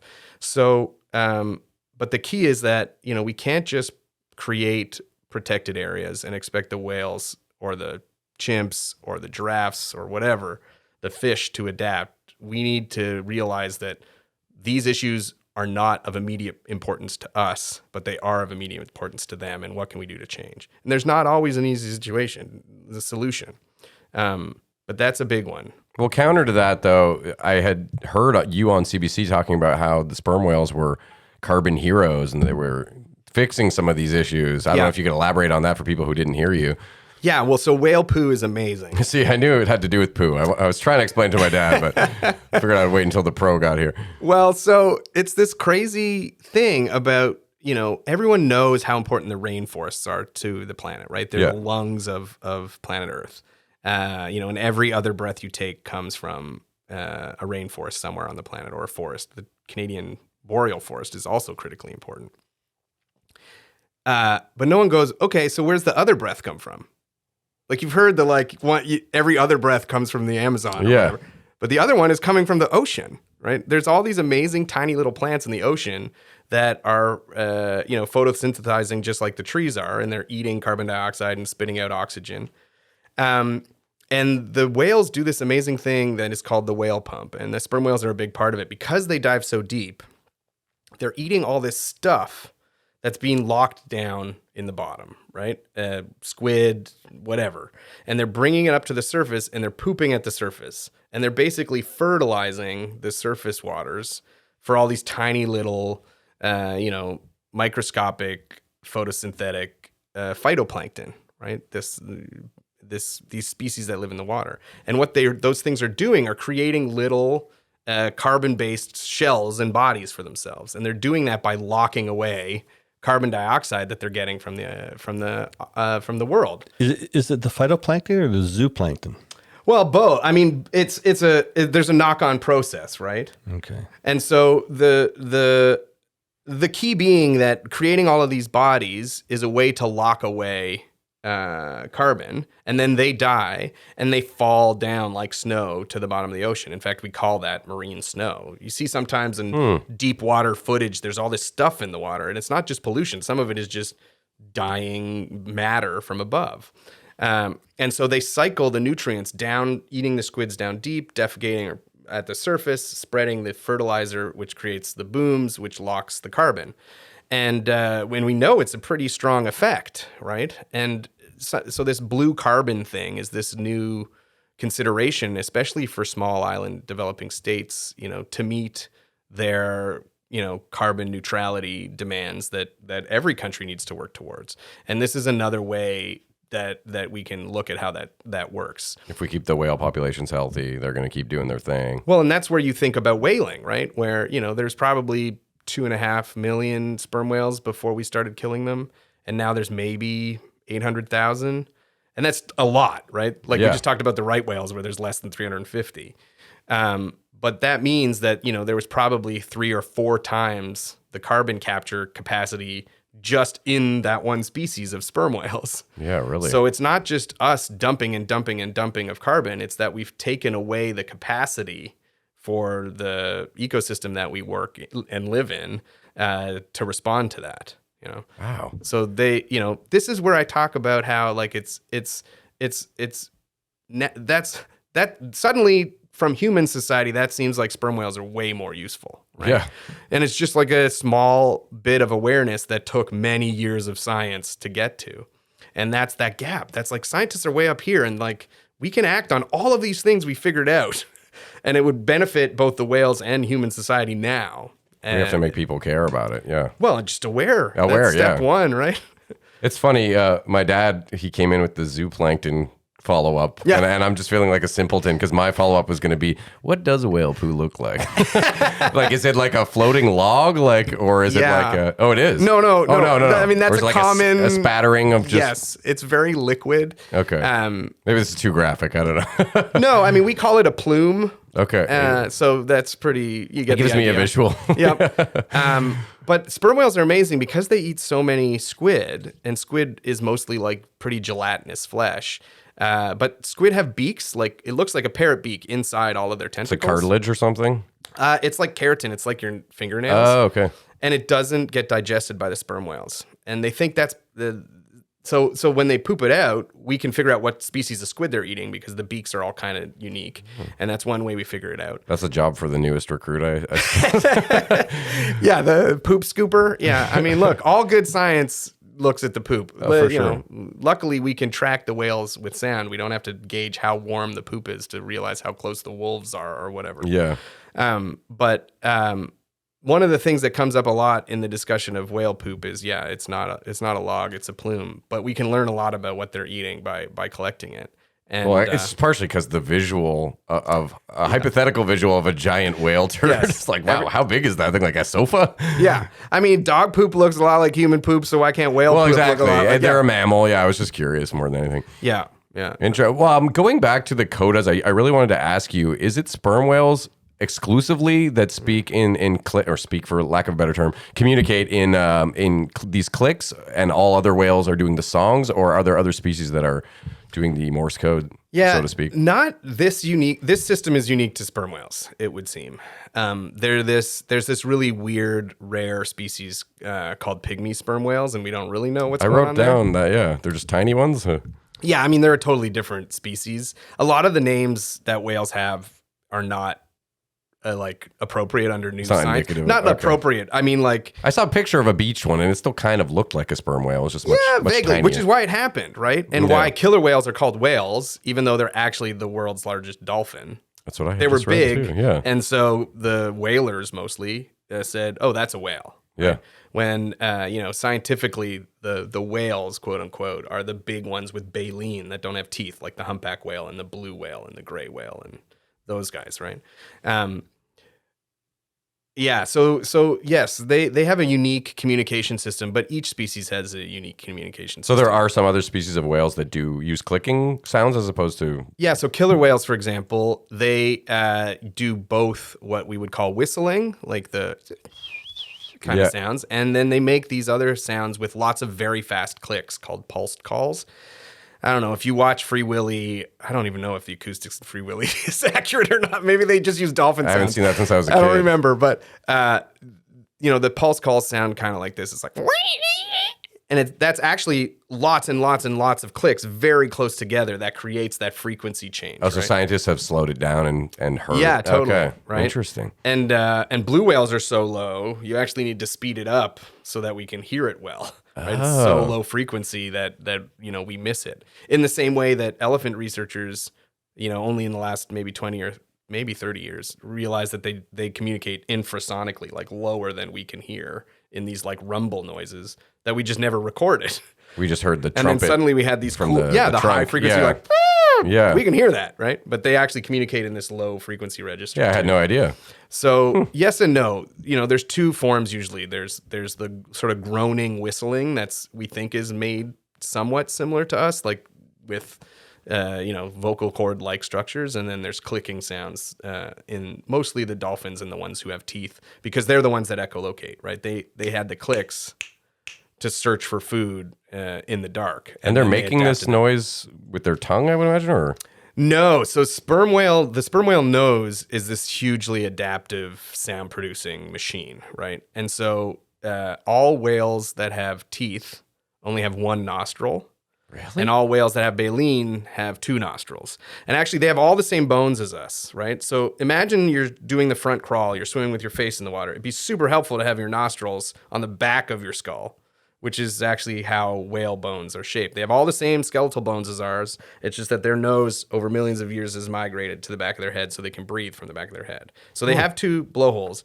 But the ones that evolved the sound producing organs, the ones that have teeth, only have one blowhole. And that's because they still have two nasal passages, but one is being totally changed through natural selection to make sound.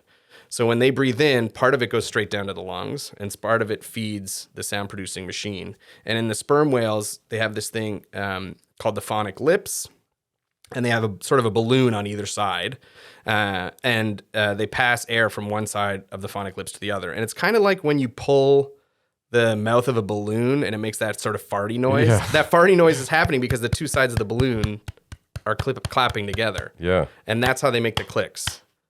And then they have these oil-filled sacs in their head, which is what the whalers were after, right? Sort of For gallons lamps of oil and whatever else. I mean, they were critically important to pre-fossil fuel humans, right? I mean, lubricating machinery, lamps, just the economy of it. Like, you go to the Azores, which is one of the places where they stopped whaling the last, in like 1987 was when they last killed a sperm whale. And basically every building has these amazing, sperm whale drawings or tile inlays, because it was critical to human culture was to be a whaler, So human culture and sperm whale culture have been intertwined well beyond just Moby Dick or the biblical Leviathan for a long time. But yeah, this oil acts as like sort of an acoustic lens, and it sort of amplifies and directionalizes the sound. And so, yeah, it's all up in their nose. And that's true for a killer whale or a bottlenose dolphin too, just on a much smaller scale. I mean, the sperm whale males, the nose is like a third of their body length. And so they can make really loud sounds that go for a long time. That's super cool. That's not what I was expecting at all. I mean, it's crazy. I wonder how long it took them to figure that out as well. A couple of autopsies, millennia. I guess. Yeah. Sperm whales have basically been sperm whales for like 50 million years. So they've been swimming around, quasi as we see them today. I mean, not literally, but pretty close. Since before humans have walked upright. So their giant brain and the spindle cells you're referring to, their brain's 6 times the size of ours. We have a bigger brain relative to body size, but we know that they use their brain for complex thinking, and it's not just a heat machine. Yeah. And so, And they use that to process sound. The acoustic parts of their brain looks basically like ours, but scaled up, is much more apt, obviously, because, we can't echolocate. Although there are some humans walking around who have sort of figured it out, it would seem. Some blind people who use sound to help them get around. Okay, yeah. Wow. That's basically what the sperm whales are doing. There's so much stuff I've learned today. I'm trying to get a grip on my notes here. I think we've sort of jumped around a lot. Oh, I did want to ask, this is kind of a fun one, if you have a favorite whale out of all. Or is it too hard to choose? Don't tell them. Picking a favorite kid. Well, so when we first went to Dominica, we left just after New Year's, just after Three Kings Day, which is a religious holiday in Puerto Rico. I think it's the 5th or 6th of January. I know that because there was thousands of people gathering to celebrate. 6th of January, not a great day anymore. Yeah, that's true. It's known for other things now. Yeah, and it may be the first Sunday after the New Year. I don't know. But I just remember leaving Puerto Rico and heading to Dominica, which if you've sailed at all in the Caribbean, you know that the winds come from the east. So going east towards Dominica was not particularly fun sailing. And I remember taking tons of seasickness medication, which I normally don't do, just to be able to serve my night watch and get to Dominica. And we got to Dominica and it was beautiful, flat, calm, blows were everywhere, like whale spouts, right? And I was like, wow, this is the promised land, And that first month we spent 41 days with this one family. And I think the record before that was 14 or something. No. So it was immediate that these families were unbelievable. And that was with who we then called the Group of Seven, both because a little Canadian art history never hurt anybody, but also because we thought it was 6 whales for a long time until we spent some time going through the photos. And that's where the name Mysterio comes from, because she was the magical 7th animal in that group. And in that group, there's one large female, she's probably 60 or older based on what we know, who lifts her tail really beautiful. It's like putting on a workshop every time she does it. And her name's Fingers. And secretly she's my favorite. And how long do they live? I should have asked that earlier. I'm curious. It's pretty much a human life. They carry the baby for 15 to 18 months, which I think any mom listening is pretty terrified at. Yeah. But, and then the baby stay with they might nurse for 5 or 6 years. And then, they're sexually mature in their teens. And then they probably have their first baby in their early 20s. So it's pretty close. Is there a record for the oldest whale ever documented? Or I guess it's hard to tell. Not for sperm whales. So, we have a match going back to 1984. So that's the longest tracked sperm whale. But there's a bowhead whale, which is a black and white baleen whale that lives in the Arctic, both in Canada and Alaska and Russia. And there's one that's been dated past 200 years old. Whoa. And it has some weird story to do with either it was harvested as part of a sustainable indigenous hunt, but somehow we got a piece of metal out of this whale, and it was dated as a piece of a harpoon from 170 years old or something. And that's how they dated the whale. Now we have much more modern ones where you can look at the baleen and go backwards, or even their earwax, and you can date the earwax. It's crazy. I thought I had read can do crazy things. Something in recent months about a shark they found that they estimated was 300 years old or something insane. Yeah, Greenland sharks. Oh, that's what it was. Yeah, some deep water shark, and it was 300 or 400 years. Absolutely nuts. Shakespeare was writing a play or something, and this shark was swimming around. Yeah, well, and that's key, right? And the reason for that is they live in the part of the world where we have least impacted, right? The deep ocean, other than the ocean noise that we talked about and our plastics that are everywhere, ultimately there's sort of still time in that we haven't just totally devastated that part of our planet, right?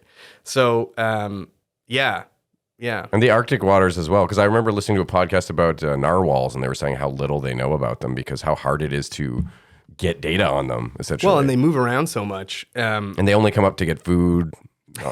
Well, and to breathe. They trap animals on the ice or something like that, and then maybe I'm conflating that with No, you're going else. it the other way around, where the polar bears will find holes in the ice that are there. So if the whales don't get out, some overwinter in these holes in the ice.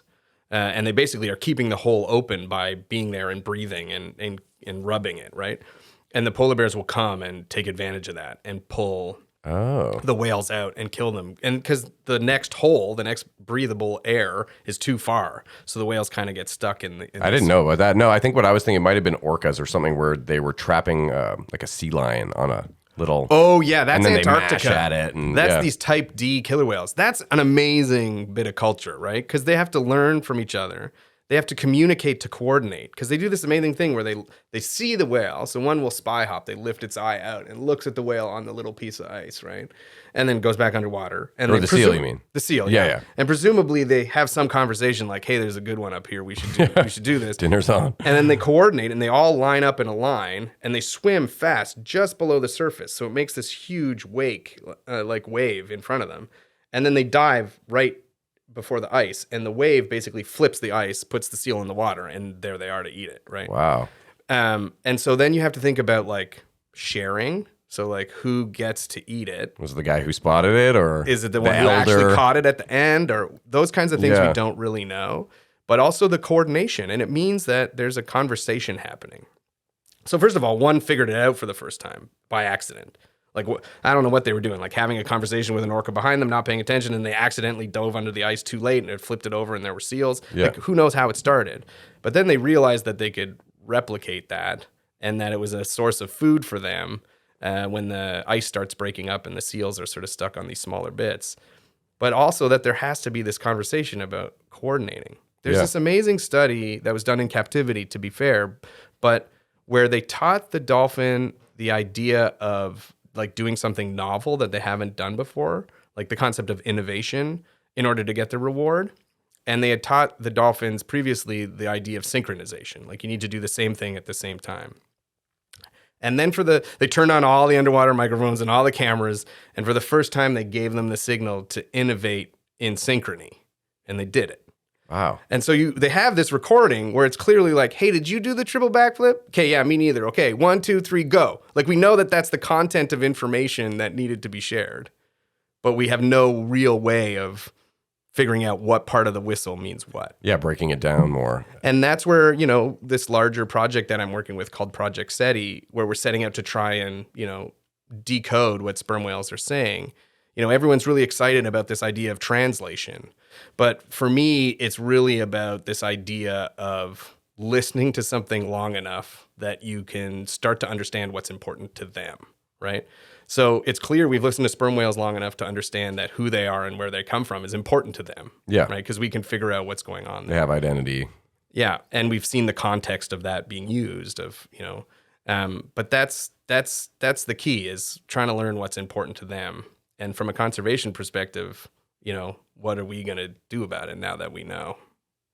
All of this is just so fascinating. I wonder what time it is, because I know you had this always happens when we're podcasting and we look at the clock and go, oh shit.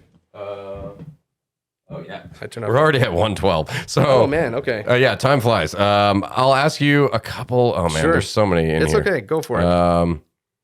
Okay, well this is just one I thought would be a fun question as well.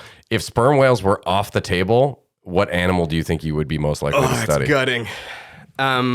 They're still there. Don't worry. It's just a hypothetical. Yeah. But like, is there another animal that calls to you? Maybe not quite as much, but something that you go, wow, I'd love to learn more about that species. Yeah. Well, so we cheat a lot off of the elephant folks. There's these amazing studies in Africa where they've shown not that the females are just matrilineal, not that they just live in a female line, but that they're matriarchal, that there is an elder leader female. And all these amazing things about, if there's this drought, like one that hasn't happened in 50 years, and your leader is only 30 years old, she's not going to remember or have learned where to go. Yeah. Right. And this traditional knowledge, this ecological knowledge that's stored in these elephant cultures.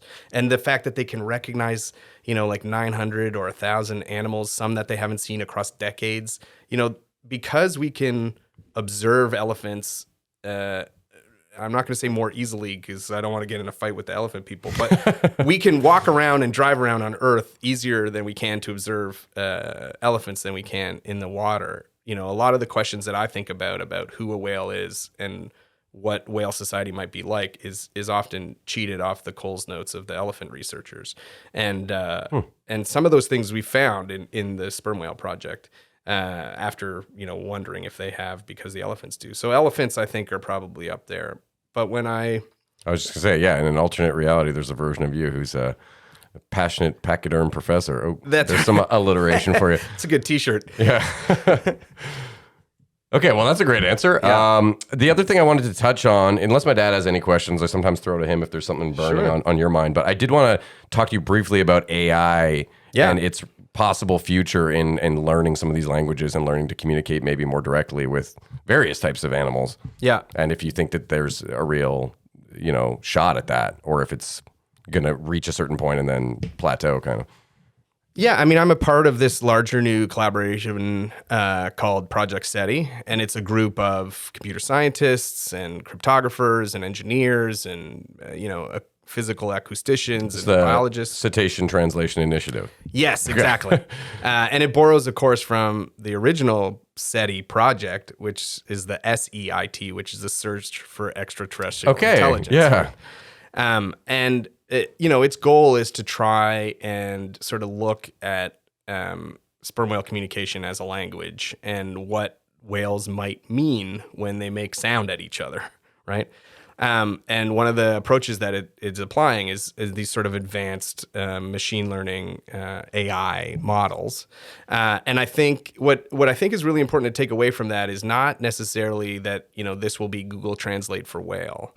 But AI and machine learning and neural networks, whatever sort of buzz term you want to apply to it, are really powerful pattern finders. And they find patterns that, scientific statistical approaches or just years of data mining and data sciencing has a hard time doing. Or might have overlooked or... Totally. Yeah. And the step that we're at now in whale science is that it's getting easier and easier to record whales and record richer data sets that last longer.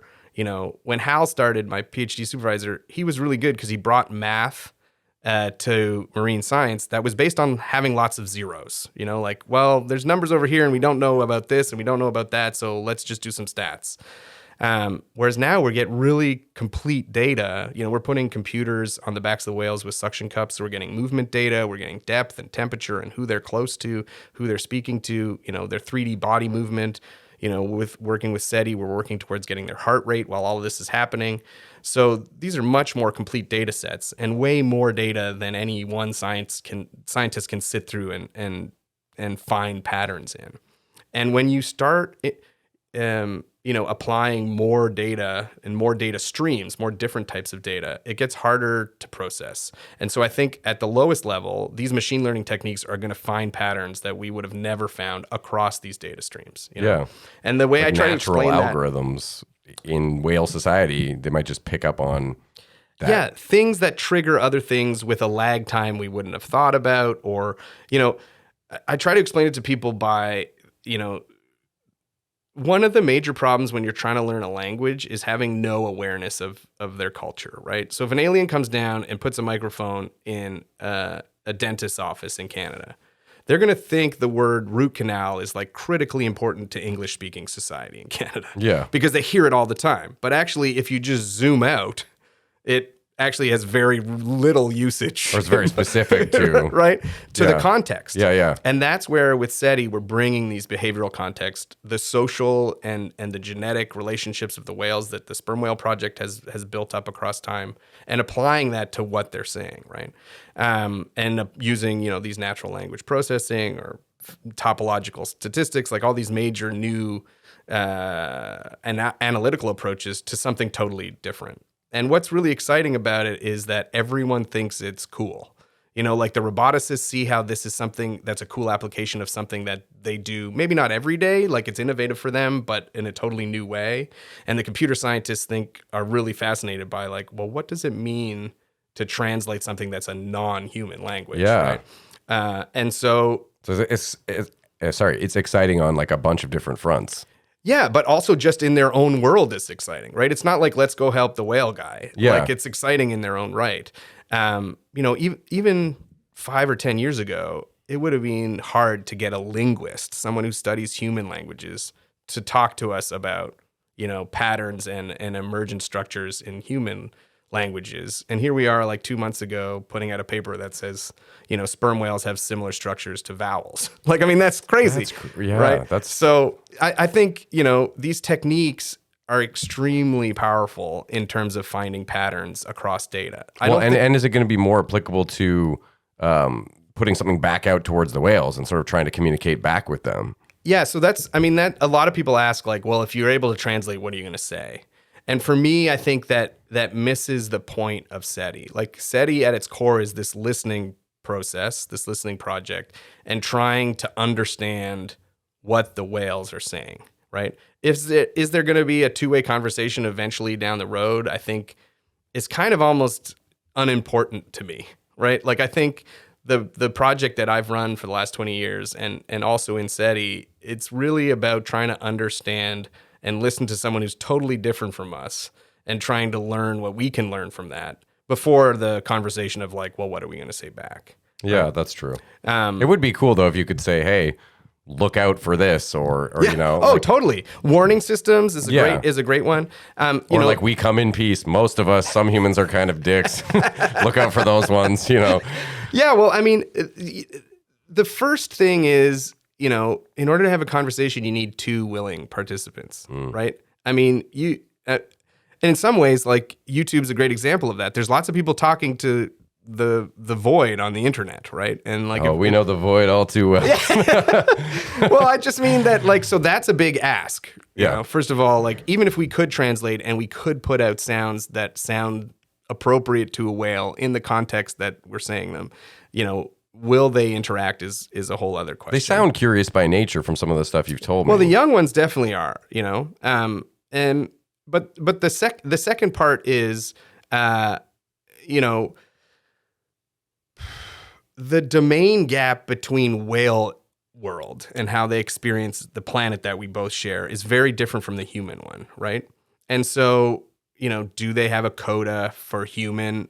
Do they want to talk to humans? Maybe the norm is don't talk to anyone outside your clan. Yeah. And so, it wouldn't be that we're getting it wrong. It's just that they have a belief or a value or a norm of, if it's not someone you don't talk to them. So there's lots of things, That's what Grandma told us. Yeah, that's what Grandma told us, which we just talked about is really important to learn. Yeah. So, someone once talked to me about how, except in tragedy, it's really, really hard to see that humans have generally agreed not to kill each other. Like, to learn the rule, thou shalt not kill, it's internalized in people. We don't walk around the street being like, hey, Oliver, don't kill anybody today. Yeah. Have a great one. Bye. Like, there's no verbal communication of that. And so learning those kinds of things and trying to understand whale world, like having a conversation about trees or airplanes, that's not going to overlap with whale world. So where we think there's going to be some interesting steps forward in our understanding of what whales are talking about is going to be about family life and like social identity, which we already know a little bit about, but about coordinating and feeding, like we talked about in the killer whales, and raising the babies.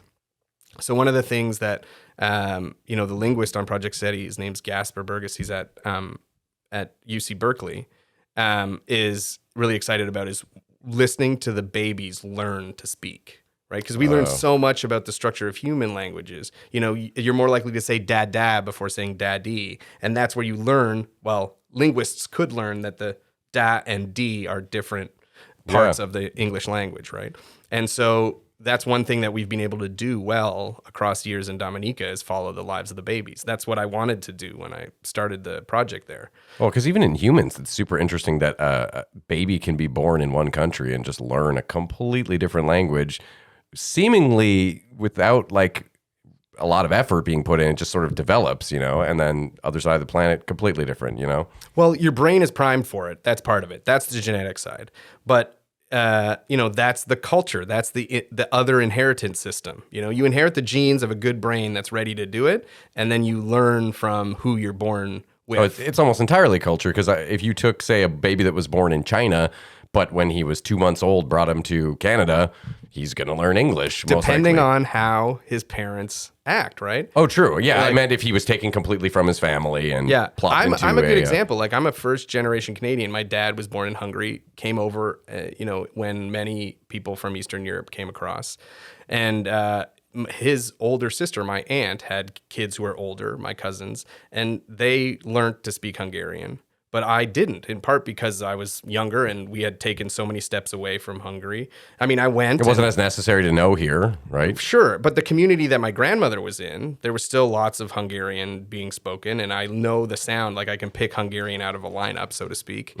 But my kids, because most of that generation has passed away now, don't have much interaction with the Hungarian side,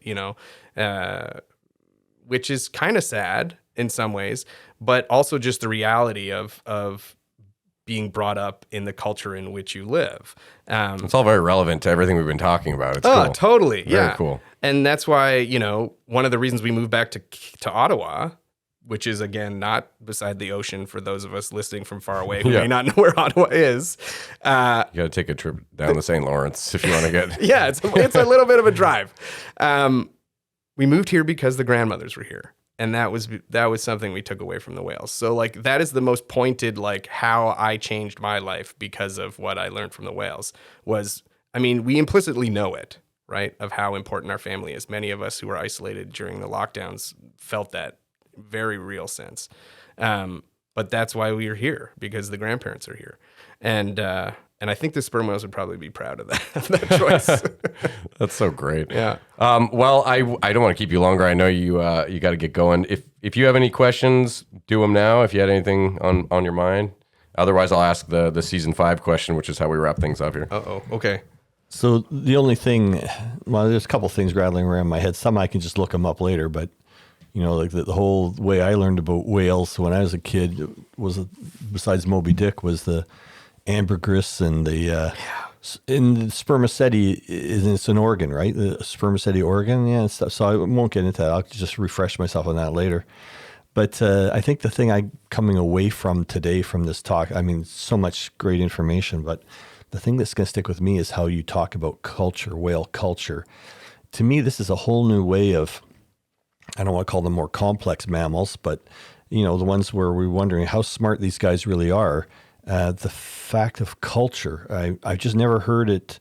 It's never hit me that way before, like culture in animals. And it's a new way for, you say it resonates with humans if you can pitch it the right way or get that understanding across. And I think it opens up new avenues for people to think about the other animals we share the planet with. And I think that's a really great thing. So it's just something I picked out from today's talk. Well, that's good. That means I've succeeded, because that is the key message here, right? Is that what is important to them isn't so foreign from what is important to us. And that should be surprising given that they're, 50 tons and live in the darkness of the deep ocean. They are fundamentally different than us. Yeah, But- you were like put on the planet to talk about whales because it's just contagious. I swear to God. I wouldn't have thought before planning this podcast, oh, whales, yeah, they're cool. But like, I wouldn't have thought that I could have a 2+ hour conversation and be really just, enthralled in it. And I think a lot of that is to your credit, that your passion is really that's palpable. very generous of you. Thank you. Okay, well, the season 5 question this time around, this doesn't have to be related to whales. Okay. But we're asking people if you could relive at any time you wanted, revisit a memory from your life. And you don't have to say the birth of my children, or we can kind of sidebar those because those are obvious ones, That's a good sidebar. or your wedding, or like, I don't want to go people with the cliche answers, but just a memory that you would love to be able to re-experience it whenever you wanted to. And it can be whale related if you would want to see that birth again, or, Wow. It's kind of open-ended. Yeah, that is a hard one. I mean, what I'm thinking right now is that I'm pretty grateful for the fact that that's a hard question for me to pick. There you right? go. That I've had enough. I mean, there's no wrong answer, right? Like, Yeah. go with your gut, I guess. Or you could just say the birth of your kids and we can wrap it up. I mean, to keep it in whale world, there is a moment, the very first time I ever did offshore work with Hal when I was a master's student. We were going out to this marine protected area that a lot of people don't know exists in Canada called the Sable Gully, which is sort of a big underwater canyon, about a day and a half sailing from Halifax, just straight offshore. There's a tiny little island there called Sable Island. It has wild horses. People are kind of Crazy. they're shipwrecked horses that have just been there for generations, right? That's pretty gnarly. But just offshore of that is this canyon with this endangered species of whale called the northern bottlenose whale. They're one of these big deep diver beaked whales. But in order to get out there, it's a bit of a schlub. Like it's a day and a half of sailing. And so Hal has this knack of picking to go out as a storm is coming because the winds just are sort of great and you can just kind of shoot out there faster. But as a trial by fire or ocean or wave for a new marine biologist to get on this 40-foot sailboat, like it's a small sailboat. It's, at least the wealthy among us can have a much larger sailboat, right? It's a 40-foot boat. There's 6 of us on it. And we're leaving at 11:30 in the middle of the night. And it was pretty terrifying to just watch land vanish, I can imagine. And being told, like, just go to sleep. And I was like, I'm not going to sleep tonight. And we all served a night watch because, of course, Hal can't just stand and be awake all night. So every 2 hours we switch who's sailing the boat. And luckily, the boat has this sort of self-steering, but you still have to make sure everything's going well.